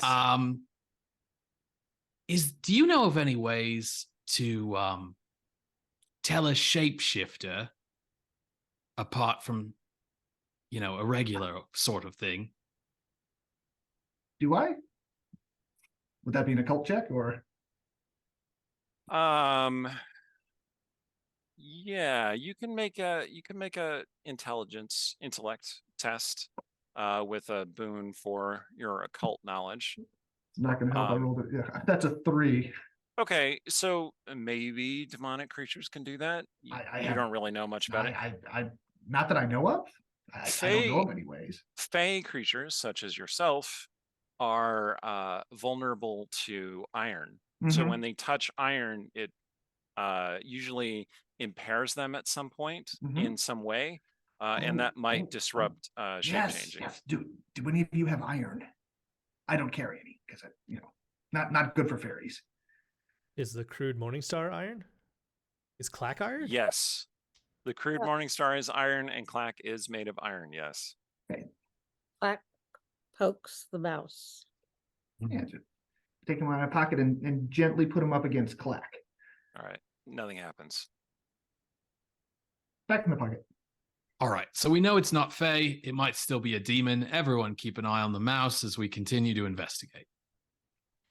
Now, Drudge, being both a farmer and a conscript in the military, I think maybe being a farmer, he's seen like animals butchered, or maybe he's helped with that. Being a conscript, he's seen dead bodies or wounds. Now, is there any chance that I could tell whether all of these wounds were committed simultaneously or how fresh they are? Question. Hmm. Also, what were they committed with? Mm-hmm. Yeah. Okay. The body is in a sorry state, and you're in the sewer, and it's dark and filthy and difficult to tell. But you could still make a check. So I'm going to have you make an intellect check, and I'm going to give you 2 banes for the conditions. All right. All right. So all right. banes and boons cancel out. So if you get a boon from something else, it's going to take care of one of those banes. And you said one of your backgrounds you think might apply. Maybe the farmer. He's like maybe butchered animals before, and he's like familiar with like cutting tools or Fair enough. etc. We'll go with that. So that limit reduces it to 1 bane. Okay. 17 minus 6, 11. Awesome. Okay, so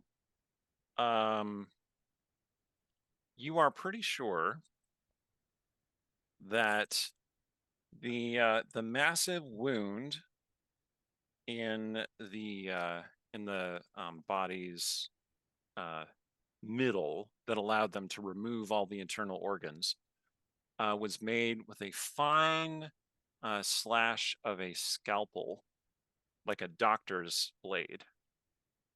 Very finely crafted, perhaps not terribly well maintained, but a good blade nonetheless. The hands, however, were removed with something much rougher, like a saw, perhaps. And then could I tell if they happened around the same time or if one is a lot fresher than the other? You cannot.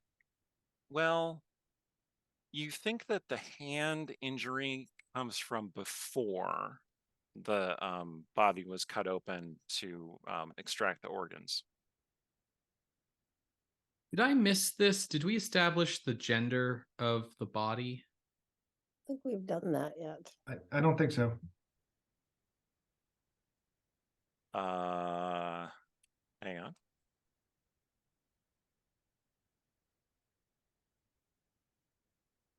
In this case, we are dealing with a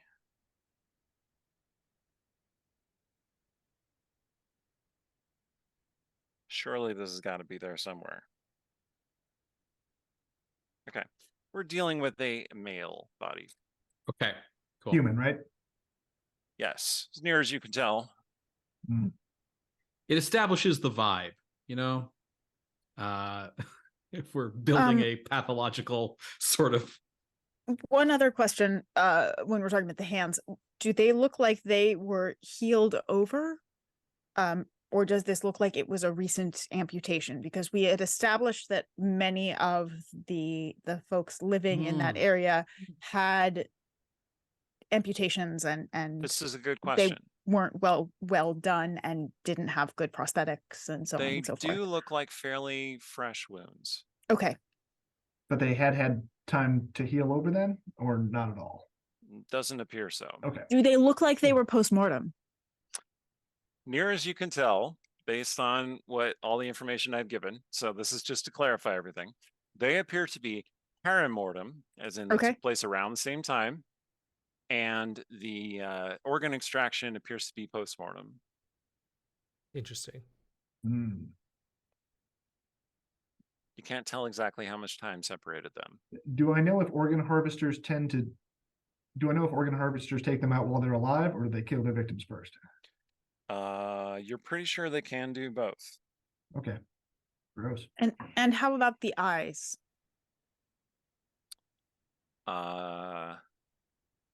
They appear to be very roughly gouged out with lots of blood all over the face, suggesting that blood was still flowing when they were removed. Okay.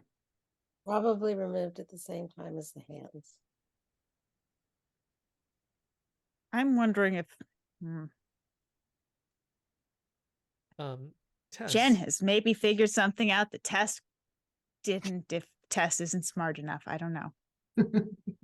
I'm not sure. Tess, You were very eager for an Oh, adventure. yeah. Is this what you had in mind? I mean, isn't that the point of an adventure? You never know. I can see the gears turning in your head, Tess, and well, normally it's Clack's gears that are sort of clearer, but why don't you talk out what you're sort of thinking about and we'll see if we can put our heads together. Well, one of the only defining features of the image of the creature that we saw in the wanted poster was that it had these dark goggles. I wonder if there's some relationship between the eyes and the goggles. Didn't show any hands, so I don't know if there's something there, but Something in need of body parts, maybe. So I did see movement when I came down here. So are there any other ways out of here? Yeah, the tunnel continues. Hmm. Was there filth or anything on top of the body or rats or anything when we came down? I'm wondering I'm wondering if this body is what I saw moving. It appears to have just been dumped here very recently. Okay, Like, so there was nothing Maybe on what top you of it. saw was it being dumped here. Oh wow. Okay, that. Hmm.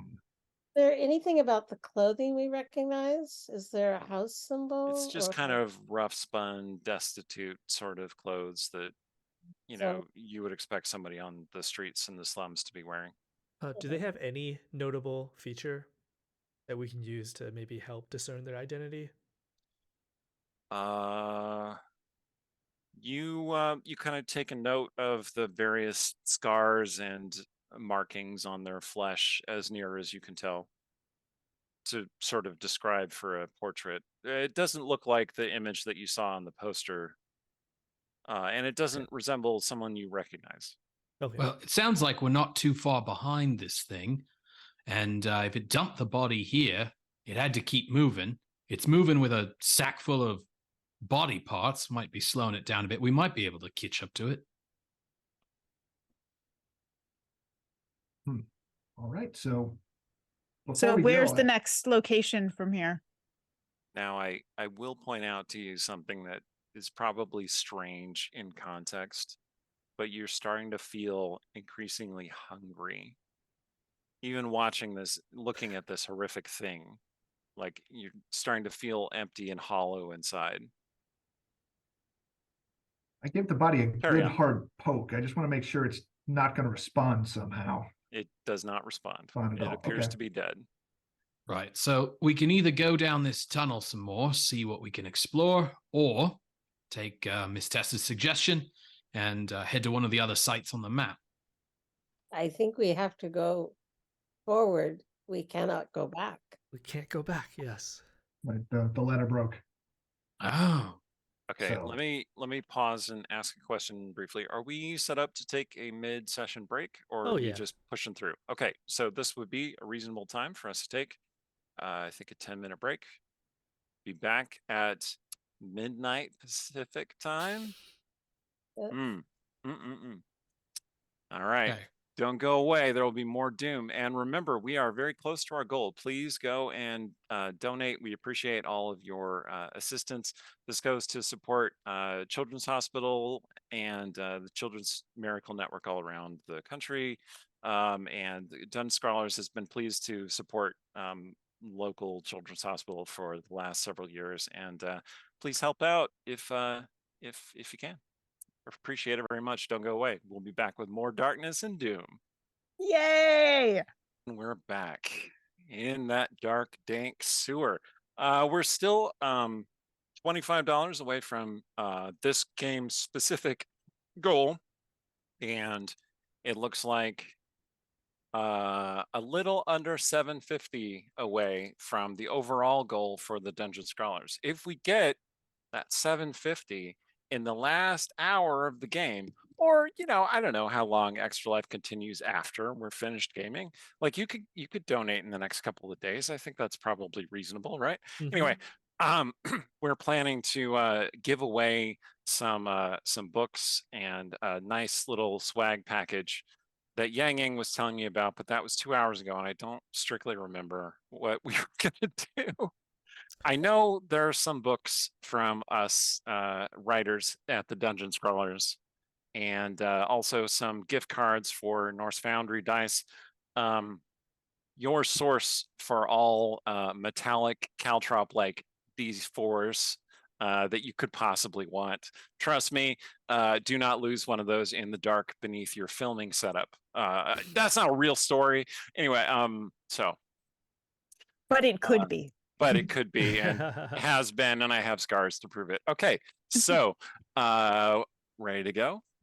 Please Yeah. donate and save them from. We are the playing for Children's falling Miracle doom. Network That's right. Mhm. Yeah. and Extra Life Hurt us, harm us. We're happy for either because you're doing it for a great cause. for the kids. Right.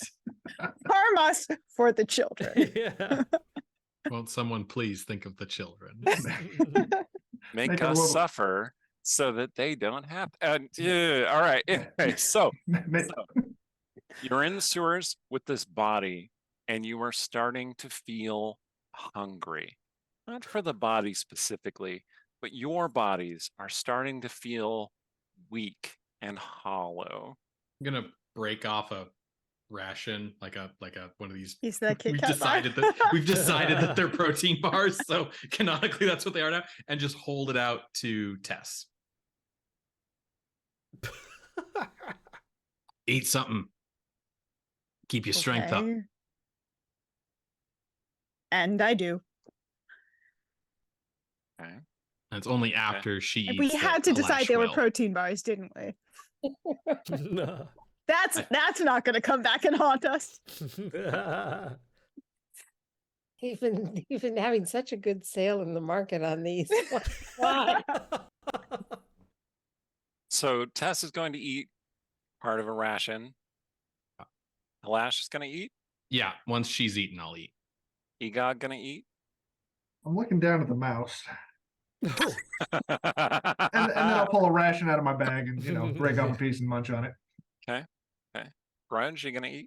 Drudge, you going to eat? Drudge only has a loaf of bread. I think It's he true. comes from a background where he doesn't have very much, and he I'll just kind split, of eyeballs I'll split everybody the else's offered food and ration. Black licks has his lips a extra little bit. ration. Black hands Drudge a ration. Are you sure? I Tess, don't eat. Clack, I appreciate this. I Aw, won't forget. okay. Let's You go. assuage your hunger somewhat. You feel somewhat less hungry. Okay. You hear a tapping sound deeper in the sewers. Shall we follow it? I would. So We only have one way. which direction to the next marked spot? Is it the direction of the tapping or is it a different direction? It's hard to tell underground, but perhaps it's the direction of the next location. What sort Okay. of tapping? Does it sound like stone on stone, metal on stone? It sounds like metal on stone. Well, that's more worse. Eric, as Clack took a rather thorough look at the map and still has a gear whirring in the back of their head about the map. Does anything about the direction we're heading cause extra steam to puff? Yeah, that little gear is just a little bit faster. But you still haven't put it together fully yet. Ooh, Still processing. all right. The Commodore, not an Apple. Is Okay. the tapping coming towards us, or does it sound like it's getting louder or more distant? It doesn't sound like it's moving. Oh, Sounds that's worse same. somehow. I just kind of rhythmic. hate to say this, but I can't be out here forever with you guys, so I think we better just go directly to this tapping. Mm-hmm. Because if that's our culprit, then we've got him right there. With all this sludge, Eric, what's our chance of moving, somewhat stealthily towards this sound if we're wading through sludge? It's gonna slow you down, but it won't like make a lot of extra noise. Okay. Does it send out like I'm not sure like what our particulate percentage is in this sludge. So does it send out a lot of ripples as we move through it, or is it sort of It's more very solid? it's very gelatinous. What are Okay. the shapes that we see in it as we move through it? No. Shapes that human minds were not meant to perceive. That's the kind Mm. of shapes that you see in that shit. Right. So, all right. So you're gonna head toward the tapping. I think so. Okay. The tapping continues. There's a raven at the end of this tunnel, Eric. It becomes a That's little exactly what I thought. raven with a metal beak. Gently rapping. Oh, Yes. I thought one of those drinking birds. Oh yeah. Okay. No, I'm hearing Poe in my head for sure. Mhm. Sorry, Eric.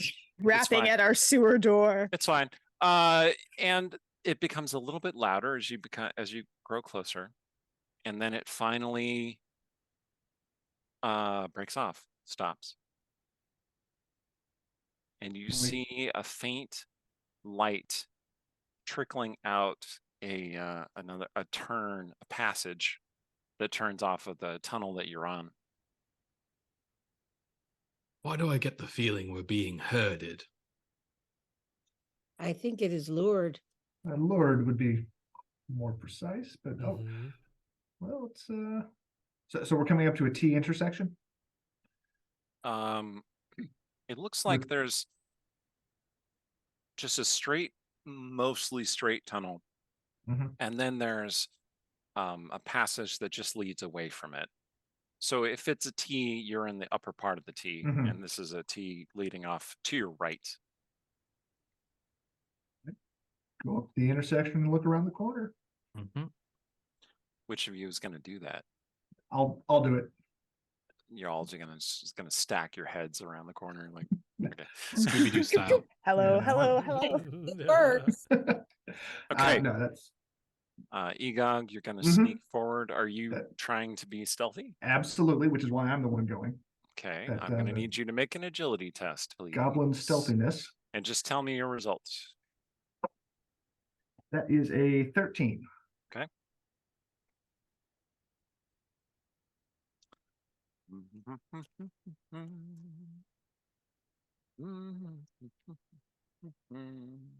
I'm glad the goblin volunteered to go first. You must be, because usually it's Tess that volunteers. I can't Exactly. see anything here. All right, Egog, you can see a chamber off the tunnel with what looks like a decrepit old desk. Not like a writing desk exactly, but like a desk where you would do science experiments, dissections, things like that. Mhm. So it's large enough to fit like an entire human-sized body. It does not currently have such a body on it. It has a number of jars full of murky liquid and something inside. All right. You can see there is a faint light that comes from a candle flickering on the table. All around the room are hung chains, and there are broken down crates and boxes, other such refuse. Are there meat hooks on the chains? No. Okay. This is all right. Everything's fine here. Yeah, I will gesture for the rest of the party to move up and wait at the corner and then continue into the room. You do see that one of the chains is moving slightly, and it's kind of near one of the walls. I But look it's up. just not quite touching the wall. So that's probably what was making our tapping. Yeah, you look up, they're hanging from the ceiling.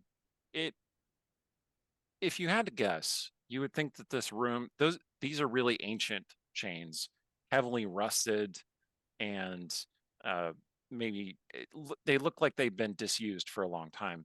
If you had to guess, with your knowledge of tombs and dungeons, this might have been some kind of torture chamber in some era gone past. But Are those there any can- tools left? yes. So Excellent. those jars that I was describing are very fresh and new, and obviously somebody lit the candle down here. Mhm. You see that there are a number of blades, scalpels specifically, slightly rusted, but very, very sharp on that little desk. Did you want to go into the room itself? Can I see, is there another exit to the room on the other side, or? You don't see one. Okay. Yes, I'll continue moving into the room, trying to go stealthily. Okay. And you said, yeah, and keeping my distance. You said there's stacks of refuse around, so I'm trying to keep my distance from them just in case something is going to jump out from one of those. But go over and have a look at the jars if I can, is the direction I'm heading. Okay. So yeah, you creep up toward the desk. You're looking around. You don't see anybody or anything in the chamber with you. And you look at the jars and you realize that inside those jars are exactly what you expect. Human organs pickled in some sort of solvent to kind of keep them preserved, as it were. Now, what I'm going to need you to do is make a horror check, which in this case is a will test. But you have one boon because of our contributors bolstering the PCs against horror. That is a 4. Great. You gain 1 point of dread. All right. And does that have any other immediate effects? You are left shaken and twitchy, and you feel sick to your stomach, like nauseous. All right, so I at this point, I nope out of there, attempting to be quiet, but freaked out enough that I'm probably not as stealthy as I should be to go back and report. Has anyone else come into the room with him? No, I think well, Judge is He's taking just up the in there rear by guard. himself? No, I'm too curious, All right, Egog. especially about this place. I follow Tess in because Yeah. that's my job. I'm watching behind us, behind the passage. All right, so your And friends. just so your you know, you friends- don't always have to follow me everywhere. That's Yes, I do. You're ordered it. Your companions are coming in, Egog. And you can hear footsteps, and you hear Tess whispering sharply to Clack that they don't have to follow her everywhere. And something moves in the shadows of the room, and you come face to face with this pallid face with black goggles and a black top hat staring right at you. And you see the flash of a scalpel in its entirely too long fingered hand.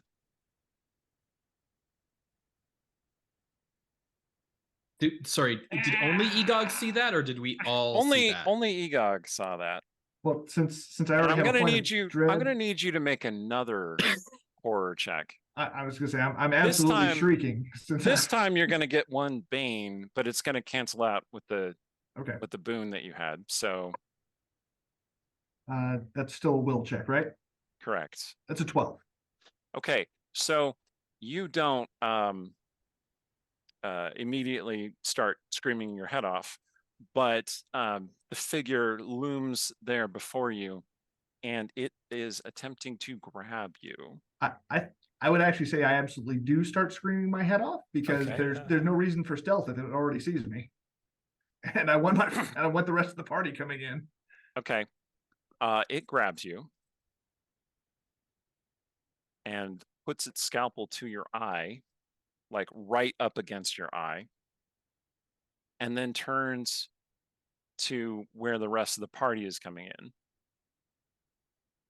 presenting you like a hostage in front of them. And it speaks in this strange sing-song lilting voice. It sounds like and it's speaking in a language that most people wouldn't understand, but let me just see if everyone else. Is this Okay, hierarchic? Drudge, the words mean nothing to you. Clack, the words mean nothing to you. Tess, you do recognize the words. Halash, you don't. Egog, you do understand hierarchic, and that's what it's speaking. So hierarchic is the language that was spoken in the lands before the empire became what it is now. And I remember Tess complaining, when am I ever going to use this in real life? Now. Right now. And as far as you can tell, Tess, actually, I'm going to have Tess make an intellect check. Remember, your target numbers is 10. And you do have some hierarchic lessons, but you're not particularly fluent in the language. So this is going to determine how well you Oh, understand. that's a nat 20. So yes, Excellent. yes, Okay. 10 is So solid. so maybe the parts of hierarchic that you were paying attention I to. studied exactly the right parts for How to this. threaten someone in hierarchy is what you pay Yeah, attention to. Yeah, On brand, exactly. yep. Like Language around torture and threats. insults, profanity, that kind of stuff. You That's love what's that kind of stuff. interesting. Yeah. I mean, The it's the first creature, thing you want to learn. the creature is saying, leave, leave, leave my place. You are not welcome here. And it emphasizes that by poking the scalpel just a little more into your goblin ally's eye there. And Clack's torch is going to enable us to see decently well down here, Eric. Yeah. In fact, you're all seeing this. I'm going to need you all to make a horror check, please. Okay, great. With one additional bane because, you know, your friend is in mortal peril. So that just makes it a flat roll, right? Well, no, there was one bane already. So now there are 2 banes and that cancels out the one Got it. boon. So you're down to 1 bane Oh, God. total. Okay, that's still okay. Oh my god. Still what- okay. What happens if I have a negative number? That's real. That's possible, and it's real bad. I see. Okay. If it were a critical success, no, I'm not going to use it. Okay. Let's see how bad that is before we say we're not using it. So, Jen, what did Tess get? 13. Okay, Tess is not particularly shaken. Rosemary, what did Clack get? 15. Clack is not particularly shaken. Clack, maybe you have done some threat assessment and some asset management, and you don't consider the goblin really that significant to your life. So, and Halash, what have you got? Halash has got a 9. Okay, Halash, you gain 1 point of dread, Mhm. and you are shaken. Drudge, you gain 3 points of dread. And if you would like to react in some violent or erratic way, feel free. Yeah, I think Drudge maybe comes up and he wasn't expecting the scene, especially seeing Egog being threatened. It sort of reminds him of scenes growing up and how like he's seen other orcs being treated throughout the kingdom. And it just enrages him. Like it just fills him with yeah, like rage and also horror because he watched one of his old friends, be held down, robbed, and killed in like a similar way. And so he's like stumbling back, and he accidentally stumbles into like the table with maybe some of the jars of the organ, and maybe Mhm. he topples it over, and like some of them crash onto the ground. Oh yeah, that definitely happens. Organs shatter, Or preservative fluid sprays all over. How does the creature react when that happens? The creature seems to be startled, and then its mouth spreads wider than it should in a howl of rage, and then it attacks you, or well, it appears to be So about to attack you. I would like to take my dagger and throw it, and hoping that that can be sort of fast enough that it's going to embed itself somewhere before Egog loses an eye. Okay, Ben Halash got a fast action. Jennifer, what is Tess gonna do? Fast, slow? I will rule that if you want to, you got your weapon out and you got a torch out, or you can have your weapon and your shield out. Because I mean, you're going in a dangerous place. Yeah, I mean, it would be the shield. Yeah. And remember, Clack has that convenient torch holder. Is there, before we keep going, is there anything, having heard it speak hierarchic, does that clue me in either in what it's been saying or on any sort of lore around a creature from myth that would have spoken that language? Well, generally, that sounds like an ancient resident of this place, like a Mhm. creature that dwells in the sewers or dwelt in the city before it was established in its new incarnation, and it continues to haunt the Empire's oldest civilizations. Is it haunting, or is it just living where it's supposed to be living and we're coming in and taking over its home and breaking its toys? I mean, it is rising to the streets and cutting out people's organs. Yeah, but we kind of built on top of its house. I'm not saying that Just you're not wrong. making, yeah. However, Tess is not quite figuring that out. Colonialism is a knife that cuts both ways. True story. Mostly one way, but here. somewhat the other Mostly way as one well. way. Mostly, Mostly the one way. Yeah. This creature, I'd say the cutting that it's doing is fair.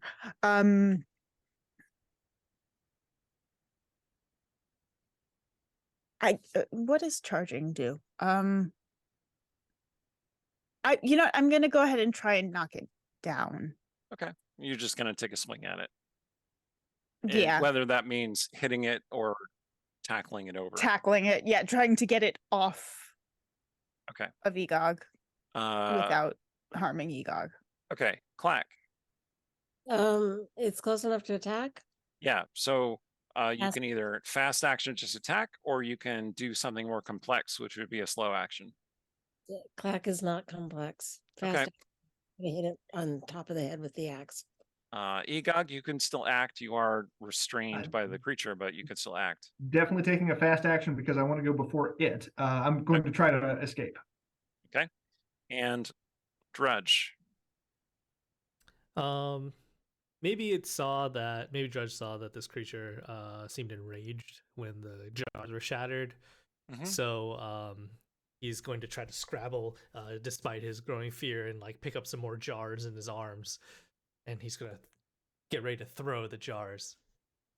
Okay, so this sounds like a slow action. Yeah, Gathering definitely up so. the- Oh, I can't do fast actions, I think, because I'm frightened, right? Yes, that is correct. You are frightened. And Oh, am I frightened too? Since I got picked up dread? no, Okay. but since he bombed so bad on his horror check, he did end up frightened. Hold on. Oh, frightened just means it's 1 bane or 3 banes when you can see the source of the affliction. Right. And Yeah, but I can't and take. you can't take fast Oh, actions. and you can't take actions. Oh, okay. No, just You can fast take actions. You can't take fast, fast actions. You can actions. take Okay. slow actions. Got it. So I think that means, was Halash also frightened? Yeah, I have 1 point of Okay. 1 point of dread. And Egog is also frightened, so that's gonna make you two both have slow actions. Slow actions. And the frightened condition lasts for the number of rounds equal to your The number of dread score. you have. So, Yeah. Yeah. I think it's 1d3 plus the number of dread that you have. So that's when encountering a frightening creature, you make your will challenge to avoid being frightened. But when Right. you gain dread, you become frightened for a number of rounds equal your dread total. Okay, there we go. Thank you. Good. I'm glad we cleared that up. Okay, so Halash and Egog, you're going to be frightened. Well, Egog, you were actually frightened I was frightened by by the. seeing the things, which Yep. was the round before the thing appeared, and you were not frightened by the thing itself. So you are not currently frightened. Halash, you're going to be frightened for this round. Mhm. Drudge is going to be frightened for this round and 2 subsequent rounds, theoretically. Okay, so Can I, as I do, when I'm knocking it over, can I try and do something a little bit more targeted? sure. Can I try and break its goggles? Okay, Yo. yeah, sure. All right, so PCs always go first. You can decide what order you want to act in. Do you want Egog to go first and Yeah, try to escape Yeah, first? what? That was going to be my suggestion. Anybody object? Okay, so. Get out of the way before the axes and Per- flying Yes. princesses come in. So Wait, but what's my you check for? can't take fast actions, right? So I- aren't I the am fast not people going frightened. first? he His was only frightened round he was happened only already. frightened Oh, I see, before okay. he saw the creature. Got it. The creature didn't frighten him again. Okay. So what am I rolling to escape? It's an agility It's check? an agility check, and you have 1 bane. And in this case, your target number is 11 rather than 10. I rolled a. Oh wait, hang on. Well, I have a 4. Okay, so you did not escape. No. The creature's stony claw is still holding you firmly in place. It did ease the pressure of the scalpel slightly because it was so startled by what was happening with the jars. So I'm. You know, So it might not stab you immediately. Might. Okay. Clack or Tess? I think it's Tess because Tess Tess is tackling it and then Clack. lunging forward. Tess Yeah. is a woman of action. Truth. All right. So that is 16. 16 is going to hit, and you're specifically trying to hit it in the goggles. Yeah, Right. knock it over and hit it in the goggles. Okay. Let's see. Yep. All right. You're still going to hit it. And you do still hit the goggles. Are you swinging your weapon? You have a sword, yes? Yeah, I think probably this probably would be a shield bash. I'm guessing Okay. is the most likely here. I do have a sword, but it feels like the more likely thing would be to try and knock it over, and that feels like a shield action rather than a sword pokey. Okay. Pokey feels less sense. likely to knock over than shield going bonk. Shield does less damage. It's- yeah, but it's just it one. is it still hits it, and you do knock it over, basically disrupting it slightly. And you slam your shield into its face, and its goggled head cracks backward. Okay, Clack. I'm going to try now that it is down at my level, I'm going to try chopping off the arm that is holding on to Egon. Yeah, okay. So. And 17. So a blade comes out of Clack's arm. Another improvement. It's an axe. Okay. And all right, you do strike it in the shoulder or in the upper arm. Your blade cleaves down into its rubbery flesh. And go ahead and roll me some damage, please. 3. Okay. Don't like it when flesh is described as rubbery. That's Mm-mm. not how No, flesh is supposed that's to a be. rough adjective there. Mhm, mhm. Okay. So the creature's startled reaction time reduced it to a slow action. So that means that either Halash or Drudge can go next. So Drudge, you gather up a couple of those meat cylinders, shall we say. Sure. Yeah, so Drudge, despite being terrified, is trying to fight back against his fear. And React to horror with rage. Yeah, that's yeah. that's reasonable. It's Uh, fight or Fight, flight, right? fight, flight, or freeze. Eric, Or fawn. Yeah. Or fawn, yeah. So all the PC fast actions went. Did Mhm. the creature take a fast action? Nope. Creature's Okay. taking a slow action. Got it. Okay. Just want to make sure we didn't miss something. Did the goggles break? The goggles did not Ooh. break. Okay. You did put a crack in one of them, but they did not like shatter or fall off or anything. Okay. Yeah, I think Drudge is basically trying to get this creature's attention, hopefully away from Egog. And he's gonna take these jars, his hands trembling, and he's gonna say, "Oh, these are so precious to you, huh? Well," and he's gonna throw them onto the ground and just I'll spike 'em one by translate. one. And you throwing in lots of cursing and insults because I like that language. Good. All right. Yeah, you're shattering jars on the ground. Floppy, unrecognizable organs are starting to Oh. spew across the floor. The creature keeps shrieking. Okay, Halash. So you're still frightened. So you still have Mhm. one bane on anything you do. But it's Right. now your turn. Yes. And so because I can only do slow action, what I would sort of like to do then is move towards the creature, kind of try to get on the other side of it from where Tess has tackled it. Mhm. And hold my, what I want to do is hold my dagger to the creature's throat, and say, "Look, maybe this has just all been a big misunderstanding, but you're ugly as sin, and we'd really like to be done with dealing with you for today. So release my friend here, and maybe we can talk it out." Okay. Do you speak High Archaic? Sure don't. That was all in common. Okay. Halash is Tess clever, Tess but will not that translate, clever. but changing the insult against the creature's appearance to some other insult. Maybe against the Something really rude. just something else really. Yeah. Something How, against like, its uncreative. actions. How Yeah, uncreative like of a murderer it like is. you don't you can't cut your victims in a straight line or something like that. Yeah. Yeah, Halash is still frightened. Your so he's butcher sort work of, is Your butchery mediocre at it's best. sloppy. It's just Derivative. They don't call you the surgeon. yeah, they call you derivative. the Your butcher. butchery is derivative. You're highly derivative. Ooh, burn. Okay. We're losing a bit of the horror element here. Okay, yeah. That's what you get when you get a Halash- 17-year-old in your Sure. party. Mhm. Halash, you are trying to intimidate the creature, basically. Yeah.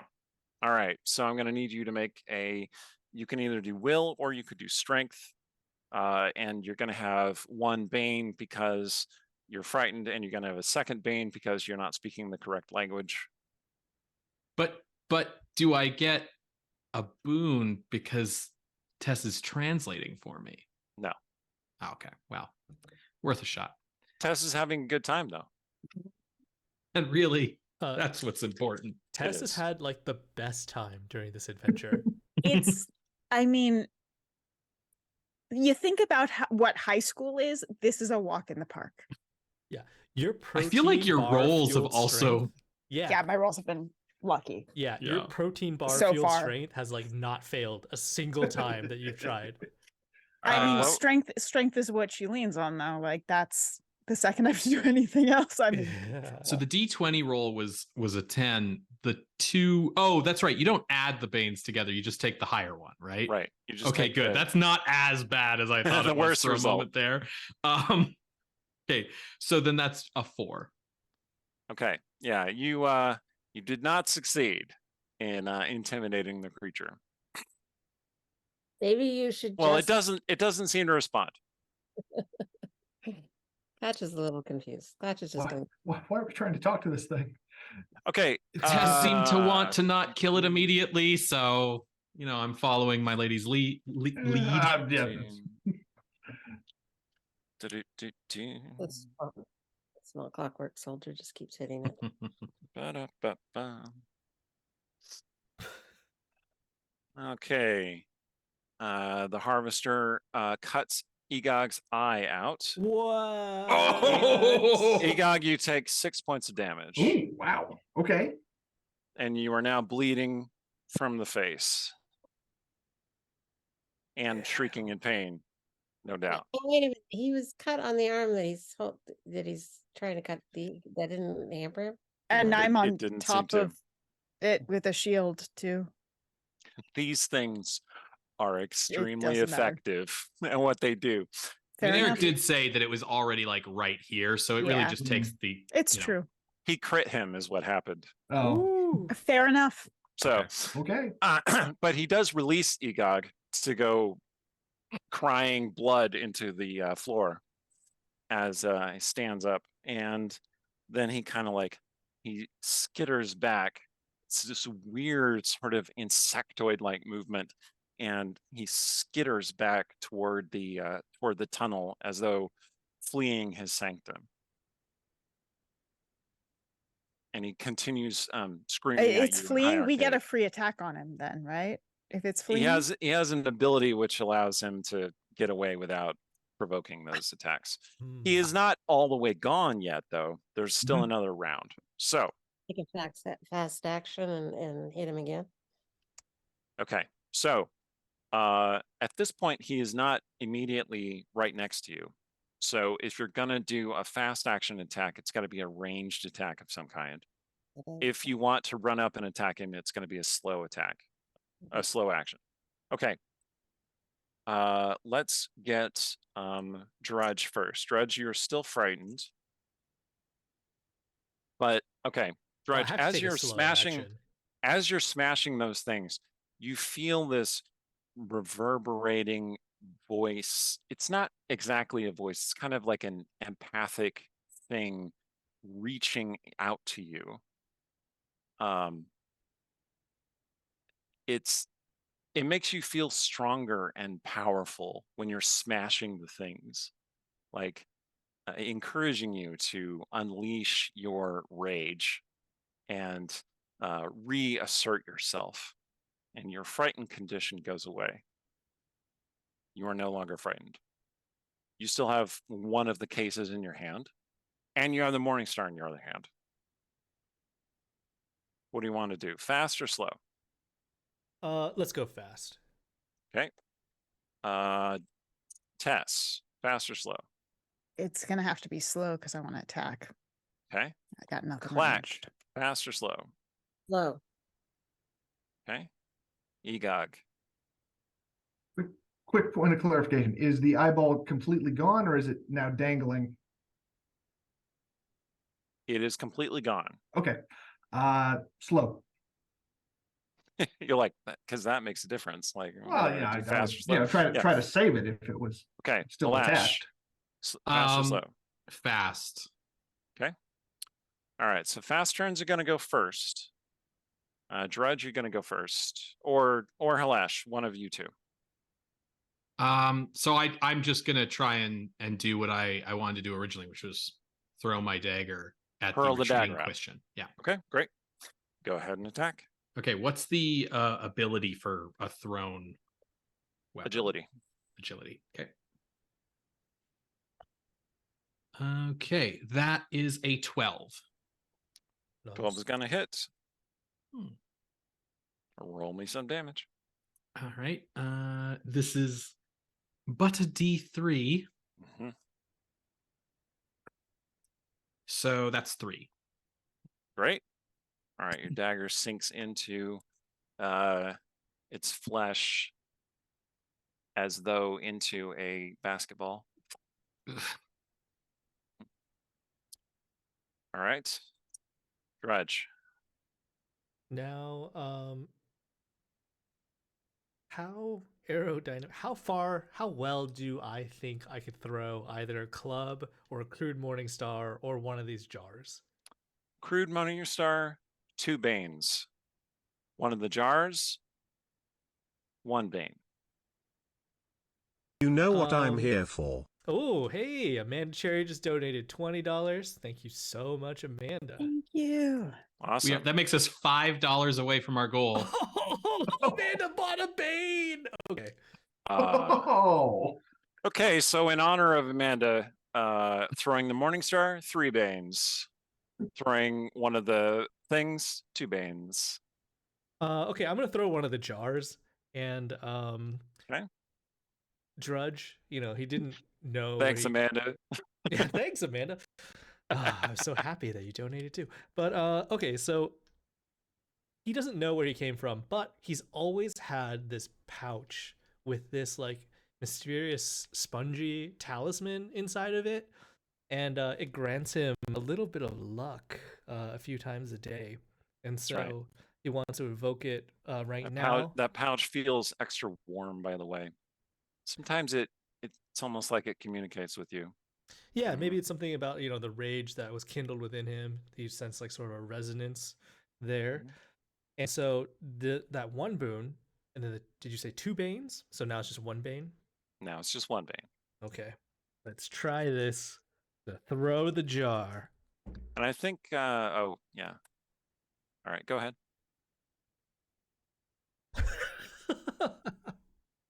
Wow, the comment that came with it is, "You know what I'm here for." Okay,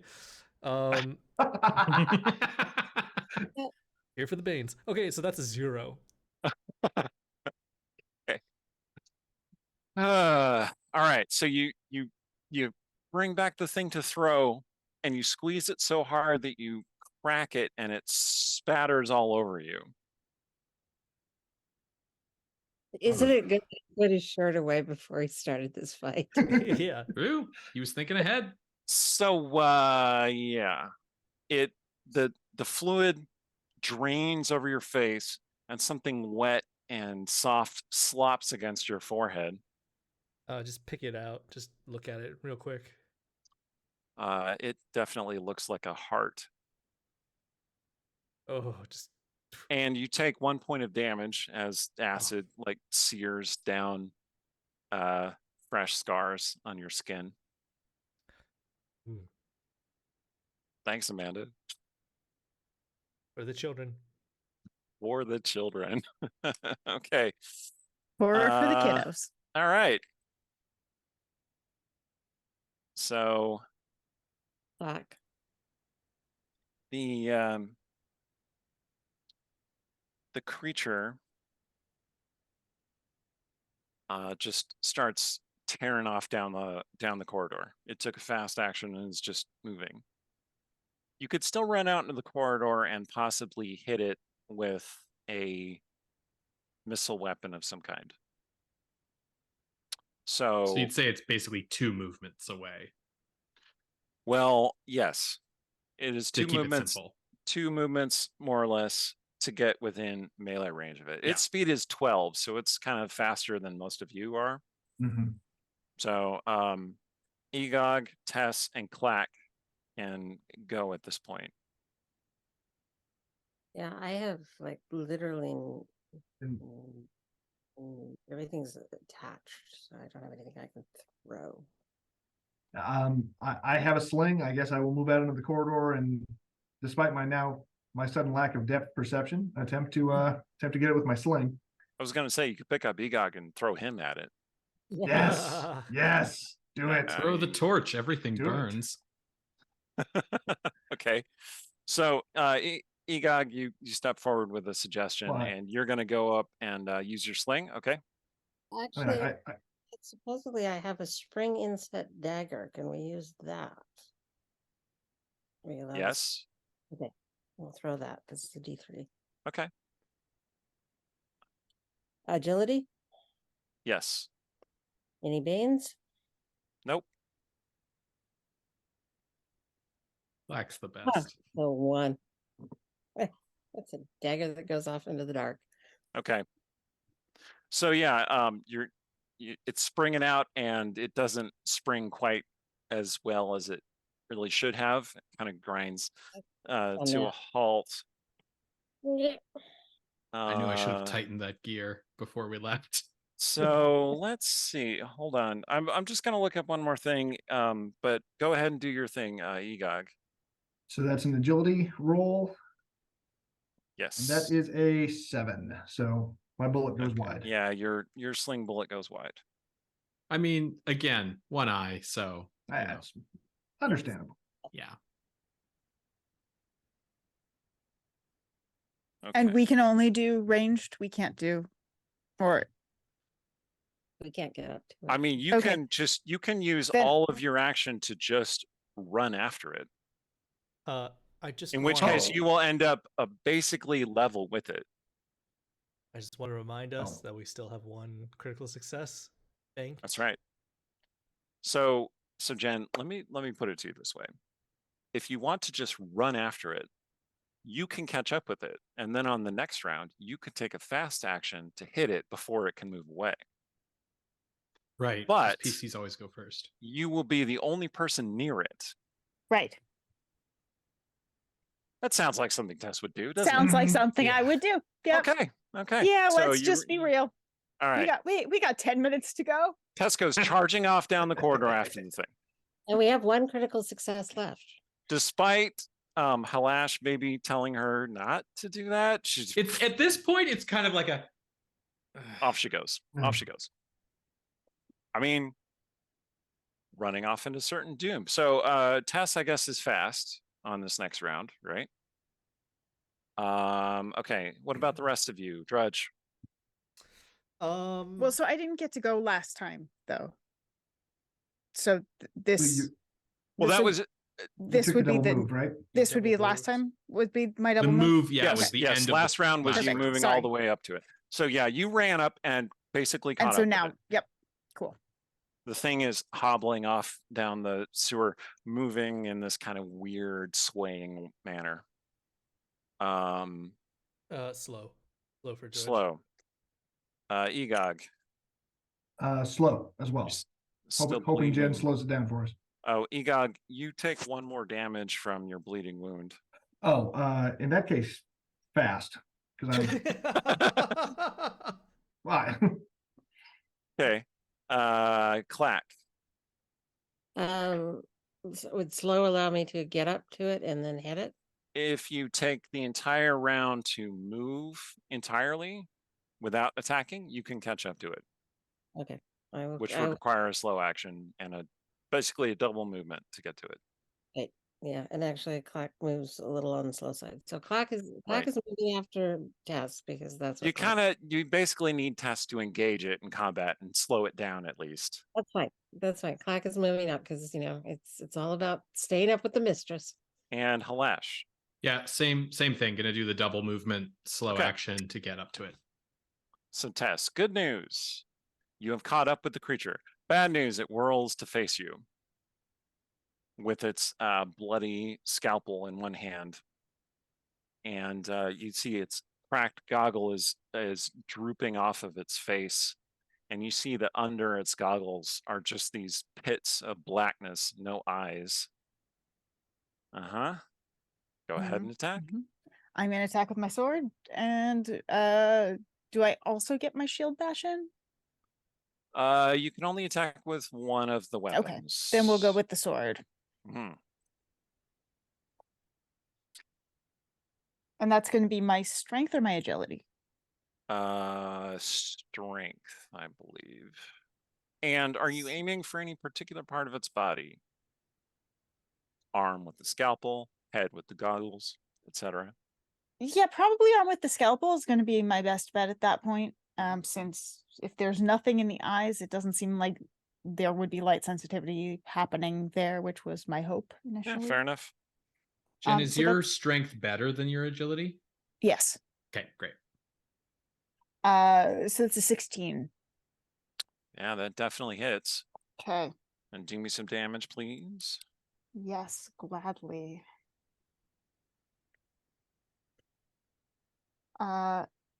Total of 6. Nice. It screeches in pain and horror as you hack its arm free at the elbow. Its arm collides wetly with the Something about how sewer that's wall. some clean butchery. Nice.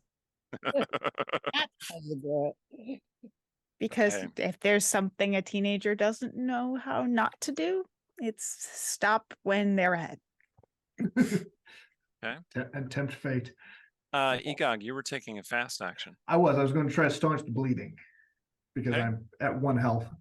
Or Okay. I'm going to need you to make an intellect check. Or if you have a healer's kit, you can just do it automatically. I do not. So Okay. just applying pressure, and that is an 8. Chat, a healing potion is one of the incentives. And Eric is $5 away from his goal. And we all So close. yeah. Just saying. It's As I understand it, you what still I've have got. another critical success that you haven't used. So once again, a healing potion for $20. We're all here for the children, right?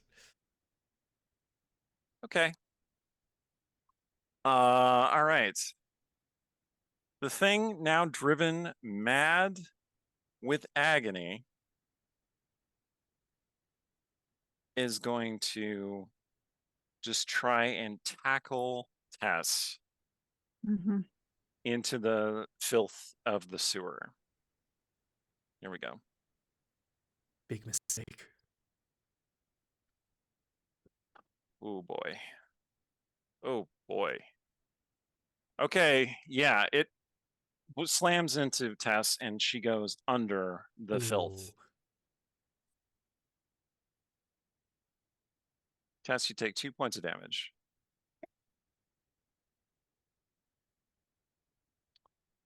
All right. So, slow actions. That would be Halash, Clack, or Drudge. Which of you would like to go? Well, Clack and I are just moving up. So Yeah. Okay. easy to Yeah, you're resolve. running up. Okay, so you're running and you're panting, or Clack is steaming. And you see the two struggling figures, and then they abruptly go down into the muck. Okay. Drudge, what were you up to? Boy, I was thinking about moving and then making a range attack, but if they're underneath the muck, I don't want to accidentally hit Tess, so he's just gonna double move also. Okay. Okay. So,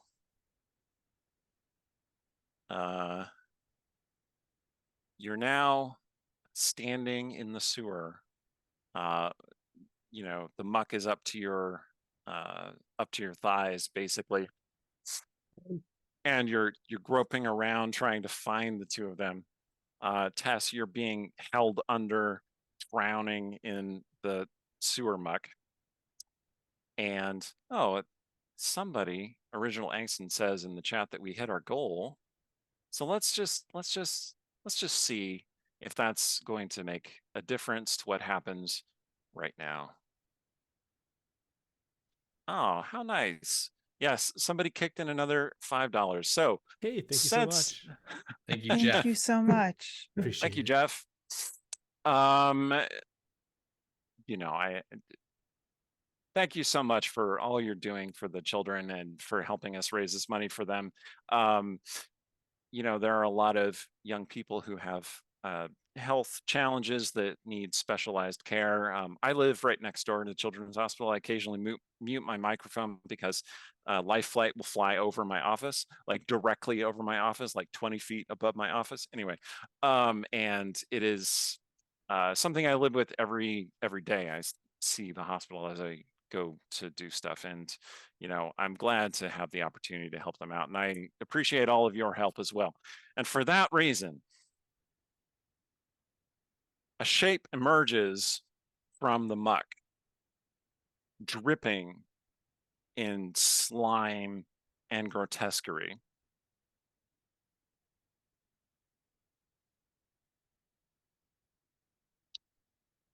Fast or slow actions. Dredge. Is the shape test shaped? Is it friend shaped? Can't tell. Fast or slow action. That's what I thought. It's probably holding a scalpel. Let's go slow. Drudge wants to make sure. Egog. Still bleeding out. Fast action, I guess. I didn't I take if I took another point of damage that after the last round? You did not. You're still bleeding though. Then I will again try to, slow action. Slow action. Okay. Clack. Fast or slow? Oh, me? Yep. Slow. Okay. Halash. Fast or slow?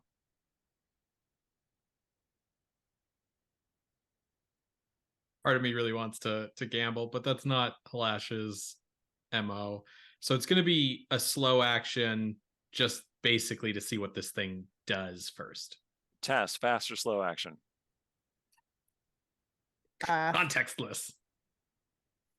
Fast attack it? Or Okay. I guess I'm trying to get out of the. I guess I'm just trying to get out. Okay. Or maybe. Yes. So the shape raises a hand and shouts out in a very Tess-like voice, wait, it's me.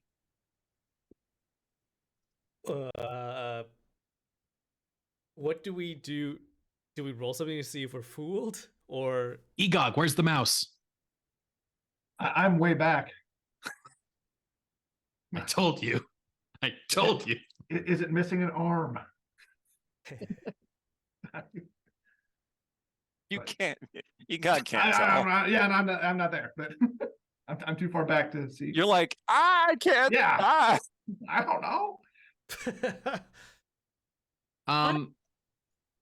Okay, I want to suggest that Clack, being a clockwork creation, might be able to analyze that speech. Also, Rosemary, I have a kinda think of the same wireless, thing? so I can just wipe off its face.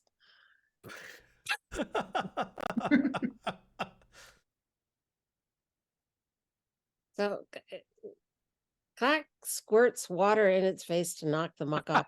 Okay. All right. The figure starts to recoil. You see another mud-covered form rising up behind it. Pressure washer setting on Clack.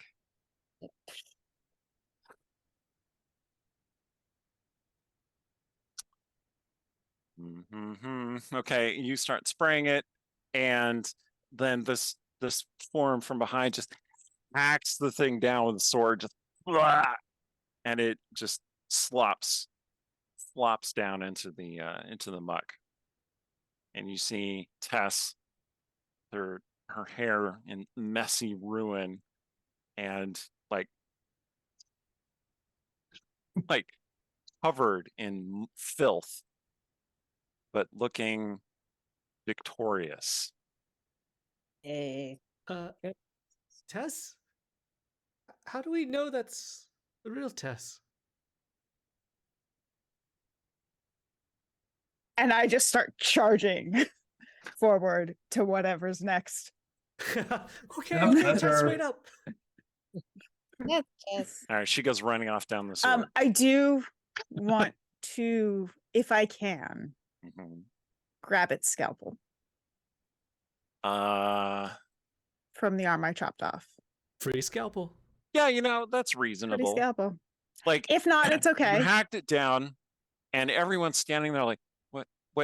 And you sheath the sword, and you pick up its arm with the scalpel. Its fingers are still tightly closed around the scalpel. Well, she needs that for proof to collect the reward. Time I to don't know. butcher Carrying the now. murder weapon might be a pretty. Probably Take the gonna be arm more with of a it. Scalpel. Thing. Take it. Take the arm holding it. That's your our evidence. Or the goggles. And then I was Okay. gonna grab the goggles anyway. and but- then Tess is Go going to go for it. charging off down the sewer. Is that what we're saying? Yeah, I think so. Okay. Yeah. Ah. Like Halash knows he's going after her sooner or later, but for now we're sort of out of danger. So he would really like to get to Egog and maybe help with staunching that wound before he bleeds out and dies. Do you need a healing potion? That's what you need? I'm just trying to stop the bleeding. Okay, Egog, go ahead and make an intellect check with one bane because you are losing feeling in your limbs. That is a 12. Okay. Darkness claims you. All right. Honest- So we know what Egog did. We know what Jess did or Tess did. Oh man, now I really messed that up. We know what Tess did. Ran off down the sewer. What does Halash do? Well, I said I was wanting to get back to Egog and try to help with staunching the wound, but it looks like Oh. I'm too late. So you're gonna abandon your charge and go help Egog. I mean, Okay, she's okay, that's fine. got the monster arm. The monster's dead. She's running off to. I'll catch up. Sure. But we got a man down over here. Okay. Egog does appear to be alive, but barely. Okay. What can I do to help Egog? You s- I have a He's- healing he's got- potion he's got in both- my back. He's got both hands over his eye. And he's lying there like this. Okay. Do you peel the hands away? Yeah. Egog has stuffed this mouse in his eye socket. Oh. To staunch the bleeding. Okay. The mouse is now covered in blood. Is it Hopefully alive? tail The first. Is cozy it home. wiggling? So And as you're staring at this thing, it wiggles slightly. I have a healing potion. I feel like Halash would know how these work, but I'm gonna say that my gut feeling as Ben would be to remove the mouse first and then apply the healing potion, because I don't want, if it heals wounds, I don't want the wound to heal around the mouse permanently. So I Call would like him to Egog sort of Mouse Eye. yeah, so I'd like very to metal. remove Very the mouse metal. first and then apply the healing potion to the wound. Original Exton says, so it's not pocket mouse, it's socket mouse. Oh.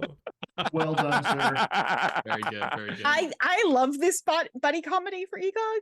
Yeah. I mean, is the mouse in face first or tail first? You're not sure if you can remove the mouse safely. Like the mouse might be holding his brain together for all you know.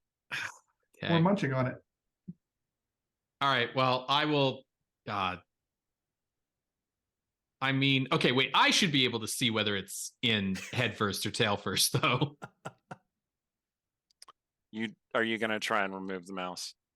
Well, okay, let me know, because I'm trying to sort of do the risk reward here, because if it's gonna like be shitting back into his brain because It it's appears to be in head tail first. head first. Okay. So it'll just starve in there eventually. Oh. Or will it? Yeah, Or or will it? will it? I mean, both sides seem bad. Do you attempt to remove the mouse? What's the roll? It is an agility check, and it has one bane. for your hands being slick with muck. Yeah, that's fair. I mean, yeah, I feel like leaving the mouse in, as like hilarious as that is, as you know, but I Hilarious, feel horrible, horrible. Well, it's sort of on that uncanny valley between comedy and horror, which really the only difference between the two is timing. But I'm gonna go for removing it because I don't feel good about leaving that in there. That doesn't seem right. That's a fairly profound statement you just made. Yeah, go ahead, make that check. Well, I do co-host a horror movie podcast, No, so I know a it's little bit about absolutely this. true. It's all Yeah. about setup and payoff, both Since both this- genres. We're Like- almost at the end of our time. Is Mhm. this a good time to burn that last critical success? Well, I don't know what you rolled, but Well, what'd you roll? as far as I know, this should be good based on the rules of the game as established. I have a 13 here. Okay, you do manage to extract the mouse. And then immediately after, I'm pouring healing potion, you know, before Okay. more blood can bubble up and, you know. Okay. Egog, you awaken. You can only see out of one of your eyes. check on the mouse. Is the mouse okay? Listen, I'm sorry, but I had to Kalash remove is the holding mouse. the mouse. Oh, okay. I take the mouse back, put it in my pocket. The mouse seems pleased to be in your pocket. And now we should Alright. all try to catch up with Tess. She's run off somewhere. And it'll be Okay. the end of me if we don't get her back. All right. Okay, so Tess has exited the scene. Egog and Alash are going to go after her somehow. Black, are you headed off after Tess at this point? Always. But Okay. Just that follow gear- the splashing.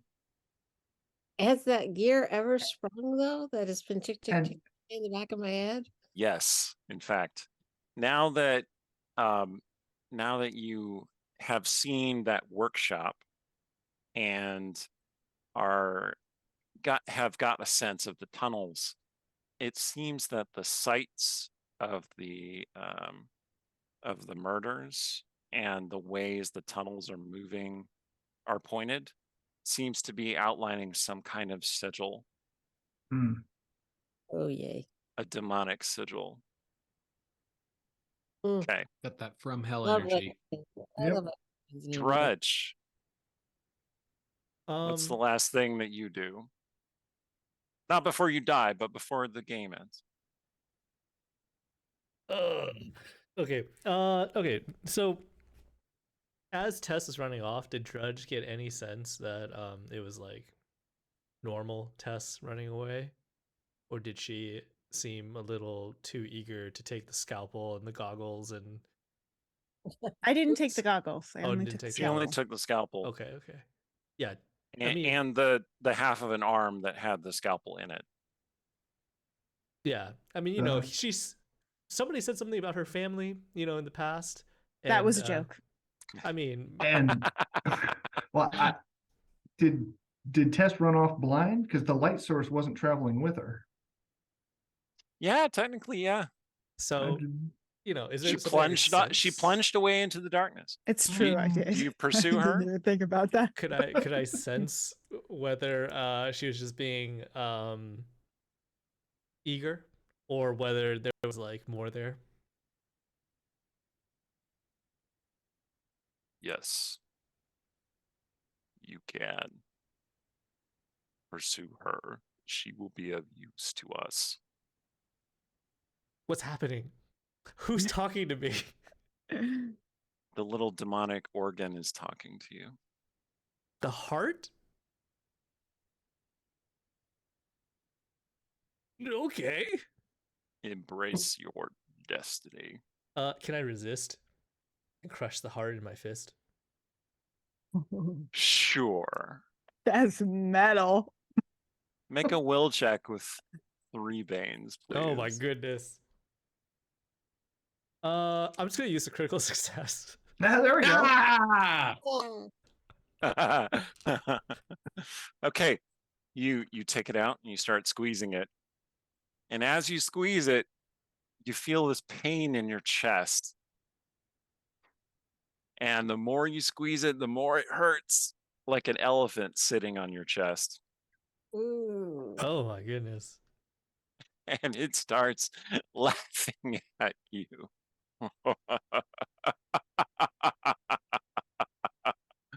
You do not get to offer yourself as the sacrifice. And then you collapse into the muck, holding the organ. Mm. All right, we gotta help the orc before we go after her. I assume you guys kind of already left or something, but Can't leave a man behind. No. But that's a good spot to leave it. We'll catch up to Tess. Someday. Yes. And I have a feeling the story of Drudge will continue. Yes. That is all the time we have for Shadow of the Demon Lord tonight. Thank you so much to all of my fellow players. Thank you to the audience. 42 of you mad people are sticking with us until 1 a.m. Pacific time, and that is remarkable. I am so happy and glad, and I appreciate each and every one of you.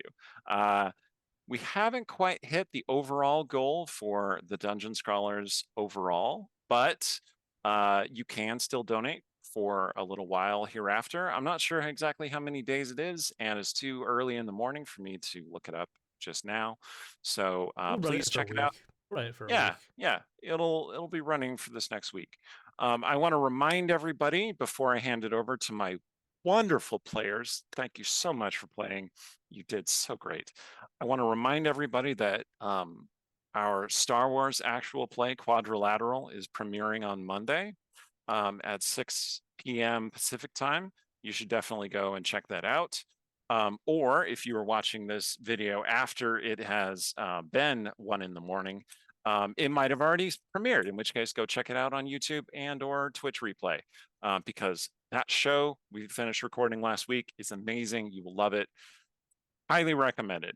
I have been Eric Scott DeBee, the Demon Master of this session of Shadow of the Demon Lord, and I'm grateful to all of you for coming along into this place of doom and darkness.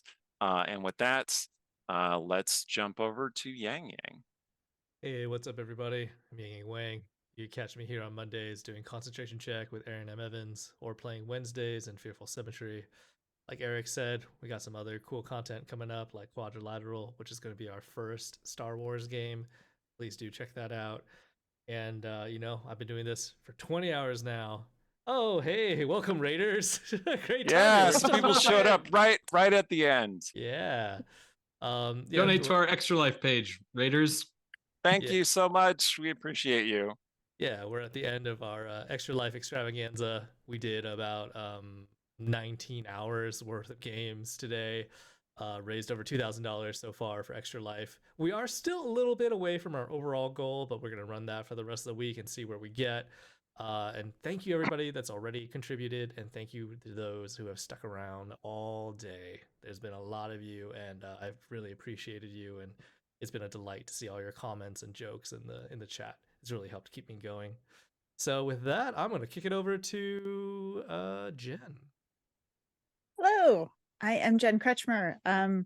You can find me on the socials as @DreamWisp. You can find me streaming as DreamWisp Jen. You can find me on Tuesday nights at 6 p.m. Pacific on Demiplane RPG's Twitch channel, playing in Children of Erte, which is a 5th edition D&D fairy tale, like adult fairy tale, like adventure. It's hard to explain. just From great. the mind of It's Deborah great. Ann Woll. Check it out. It's awesome. It's really cool. You should It's check it out. really cool. It is a really good show. Jen is our Yeah. ringer here. If no one is aware yet, like, it is amazing that It's a she really got fun time show. to be on our show, and we are so Oh, glad. this was so much fun. I love doing the spooky shows. Doing some spooky horror. But I'm an author. I write on a bunch of different TTRPGs. I do hopefully acting stuff again as soon as the SAG strike is over. Yeah, I'm just around doing this stuff. Thank you all for being here and letting me be your impulsive 17-year-old torturer slash impulsive fightery child. You were like a Terminator. You were a fantasy It was good. Terminator. I had good roles tonight. I lucked out. But Mhm. yeah, it was really fun. This was a blast. Thank you all so much. And thank you all so much for donating to Extra Life. This is a really important cause, I think, to so many of us in tabletop. And Definitely so. yeah. So thank you all for being here and for donating.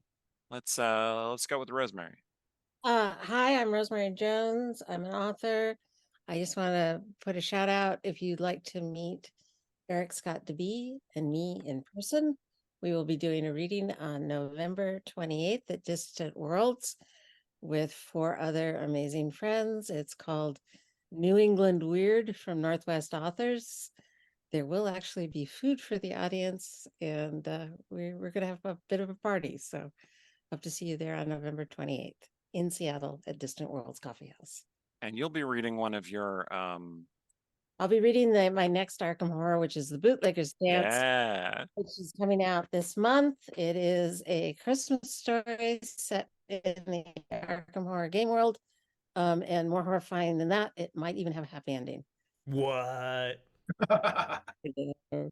And I will be reading from the sequel to Femmes Fatale, which came out this time last year, which is a superhero novel, which is a sapphic enemies to lovers sort of story. It's fantastic.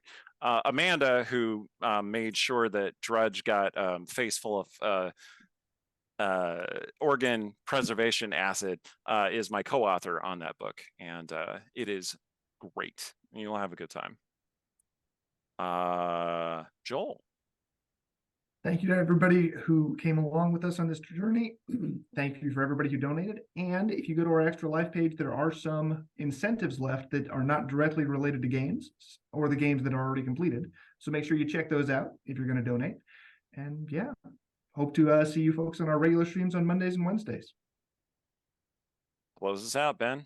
All right. So I've been Ben Rowe. You can find me on social media at Cineast Ben Rowe. And you can also find me every Wednesday on my podcast, Scream Scene, where we watch every horror movie ever made in chronological order and rank them from best to worst. We have covered 1895 to 1960 so far.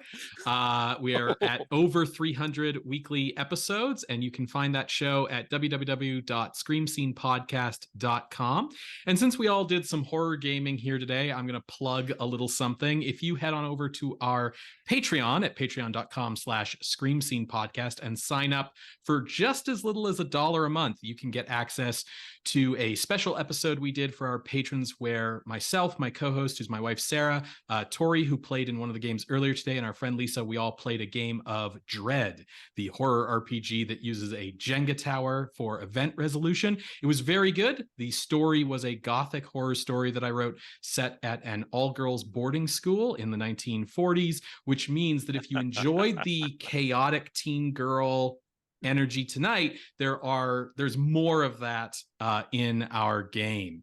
So check that out at patreon.com/screamscenepodcast. And thank you once again to everyone who donated. And thank you, Eric, for such a fun game. You're welcome. You all did so well, and it was fantastic. Thank you all. May the demon lord always pass you by. Have a good week. Let's all get some sleep. Good night. Bye. Bye.